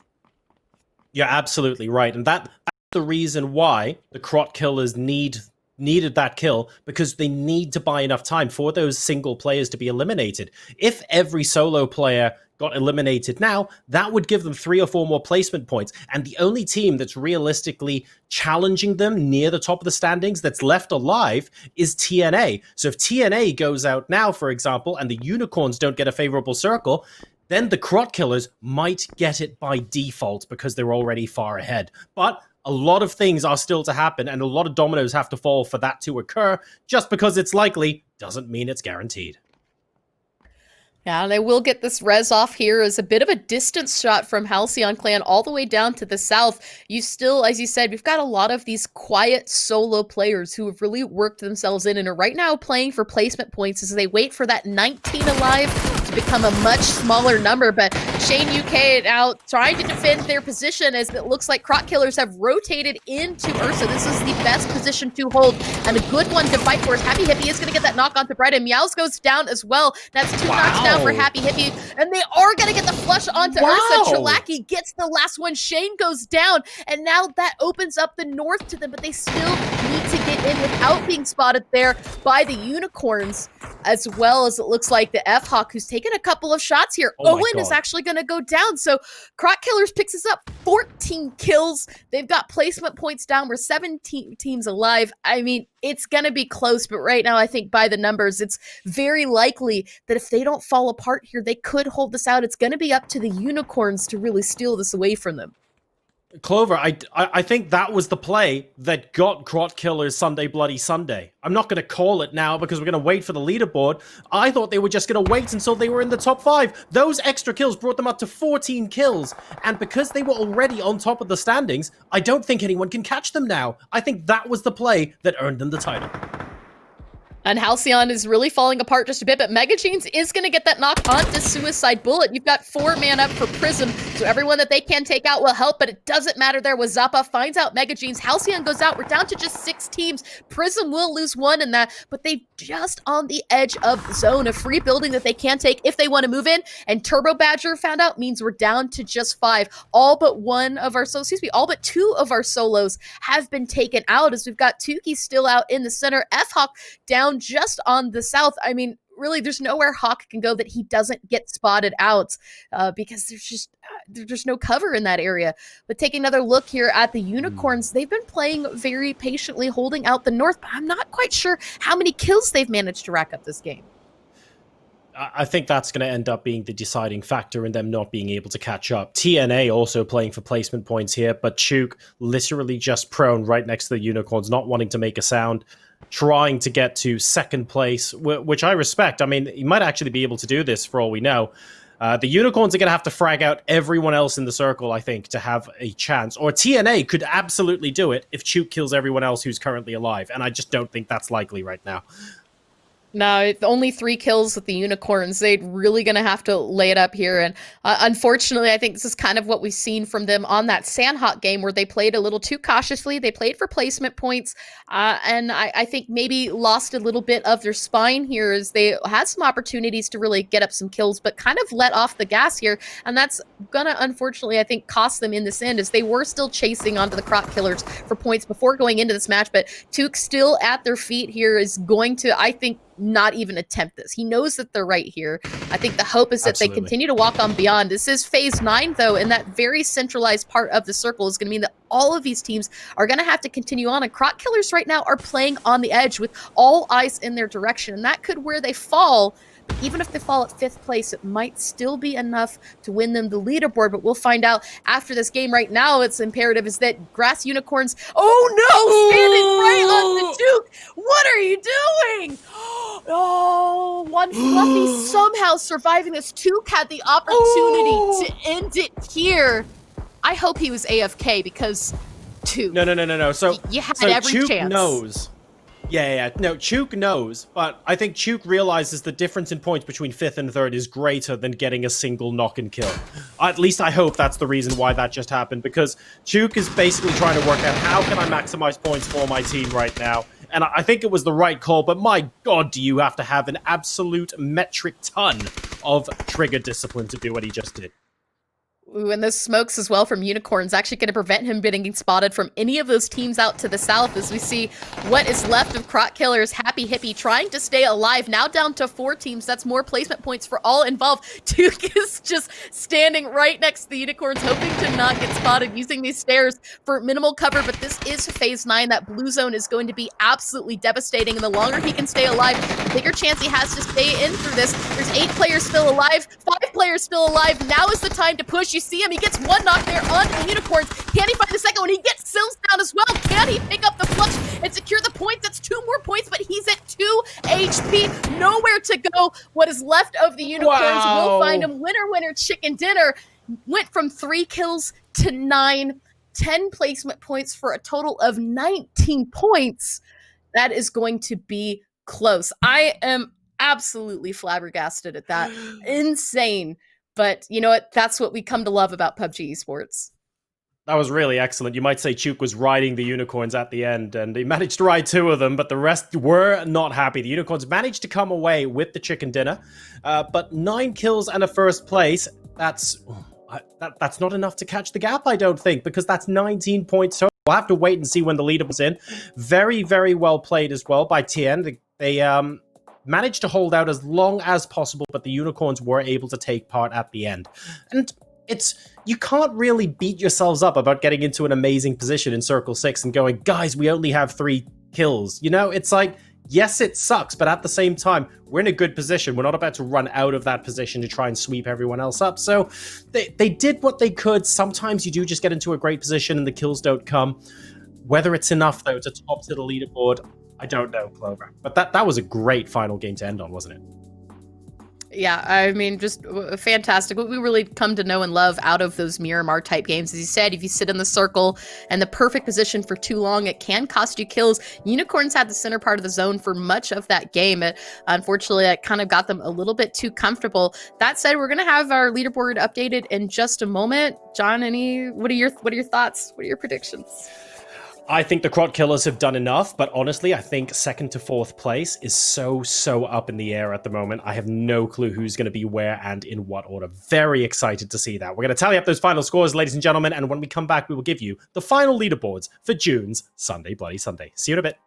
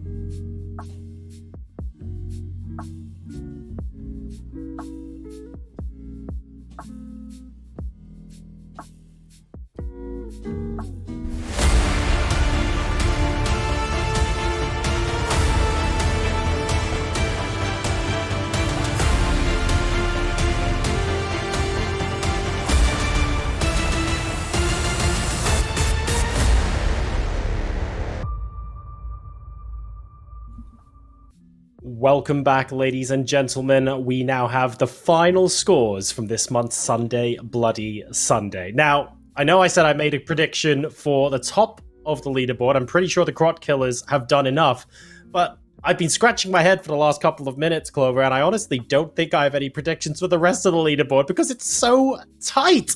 What do you think? What are we going to see? I think that maybe, just maybe, the Unicorns have edged out TNA for second place. I'd like to see maybe TNA made it to third, but I think it's going to be close. Oh, that's going to be... that has to be really close because they were both right up there in the end. And obviously the Unicorns did end up winning that last game with TNA surviving almost to the end now. Right, let's... Come on, guys, put us out of our misery. Here we go. This is the final leaderboard of Sunday Bloody Sunday. Let's take a look. Who's won it? I would offer a drum roll, but I don't have one to hand. It is indeed Crot Killers Conspiracies. 67 points and 49 kills. They started game number 5, 8 points ahead, and they finished 7 points ahead. And Clover, you called it. The Grass Unicorns made it into second place, but they were nowhere close to third. They had a 12-point buffer. Look at that. I mean, you know, I was really worried going into that last match with so many players still up and they only had 3 kills on the board, but they managed to stay alive through it all. Take that victory and put down 19 much needed points, but Crot Killers have just been on fire every single game, lighting up the lobby. 49 kills amongst 5 games. That is wild, and that's the reason why we're seeing it at the top. 67 points. Grass Unicorns actually came out on placement. As we see, they only have 30 kills, so 19 kills behind Crot Killers, but only 7 points behind them. But kudos to all of those top 3 teams, and we saw so much from them today. Really, really well played by everyone, and very, very exciting matches all the way to the end. The Grass Unicorns with that final chicken dinner cementing second place, but they couldn't quite dislodge the Crot Killers, who went on that 14-kill rampage as a duo towards the end of that final game, and those kills definitely cemented their status as number 1 here. Absolutely fantastic. First place, of course, wins €150. Second place, 75, and third place, 50 as well. I believe there were also some prizes for the top fraggers and the top number of kills. So those are going to be given out, a little bit of a larger prize pool than normal for Sunday Bloody Sunday, thanks to a couple of last-minute sponsors. So that is fantastic for all involved as well. What a day of games. Clover, we're going to take a look at the kill leaderboard now. What do you think of this? I mean, this is no surprise. These are the teams that we have seen lighting up all day. Ken has just been absolutely scary, especially here on Miramar. So leading in with 14 kills, 4 assists, 4 headshots. Not surprised at all. Frostin and Trilaki tried to catch up with 12. Bangwolf as well with 11. But ultimately, there can be only one, and that goes to Ken. Absolutely fantastic stuff. Magikarp used Splash. It was super effective. I will keep harping on as long as that nickname remains the same. But average kills, 3.5 kills a game and 4 assists a game as well. So that's huge. And those assists mean a lot. Bang also with 7 assists is the highest number of assists on this page. basically everyone here did Oh, a actually, fantastic job. We I saw think it's Tuke Tuke. so much in those final circles. Look all the way down to the bottom. Tuke's actually got 14 Oh my God! assists. Oh my god, you're right. That is ridiculous. 14 assists. Tuke absolutely wins Support Player of the Year award there. That is incredible stuff. It is absolutely correct with 9 kills as well. Tremendous stuff from Tuke. And Clover, we've been seeing Tuke basically in the latter stages of a lot of circles, holding compounds and preventing pushes from coming in. So he really did work today. Yeah, I mean, especially there in that last game, holding on to the end, and very, very patient and disciplined to not take shots, as Unicorns were quite literally standing on top of him. So, coming back to us then, do you have a bit of a summary this evening for which game, or maybe a moment from a game that you thought was your favorite? What do you think? Oh, can I say that last one? I mean, honestly, that the last few Yeah. seconds of that match was the absolute most exciting. To see the circle end on a compound like Power Grid, and to see a lot of those teams play it the way that they did. Obviously, you and I kind of got a little bit wild and excited as that play between Unicorns and Tuke were coming out. But that a moment I think was probably my favorite from today. Watching Fluffy get stepped on without saying ow. That was a big one. It was so good watching the end of that game. I think for me, watching the Crot Killers, instead of just killing Haina and then staying till the top 5, they decide, yeah, let's go ahead and get 3 or 4 more kills as well and absolutely push it and cement our position. That was insane. For me, that was play of the game, and arguably the most important play for them, which cemented their position in number 1. Really, really well played. But we've had Erangel, we've had Miramar, we've had Sarnok. Really, really good games across the board, and a very, very exciting finish to this month, I should say. Sunday, Bloody Sunday. Clover, any thoughts before we sign out? I just hope to see you guys back for the next Sunday, Bloody Sunday. Excellent. Well, we'll see you guys again in July. It's going to be action-packed in a couple of weeks. We have the Death Race. In the final weekend of July, we have the next Sunday, Bloody Sunday. And on the third weekend of July, on the 19th, we've got... I'll say it. We've got a custom games evening. I'm going to be hosting that, and there might be a couple of more interesting announcements in the next couple of weeks, but it's going to be big, and I'm looking forward to it. That's it from us for now tonight, though. Thank you to everyone on production, everyone who organized. Clover, you've been fantastic, and thank you to all the players and everyone who watched at home. It's been a great evening of PUBG, and we look forward to welcoming you back next time. See you later. Good night.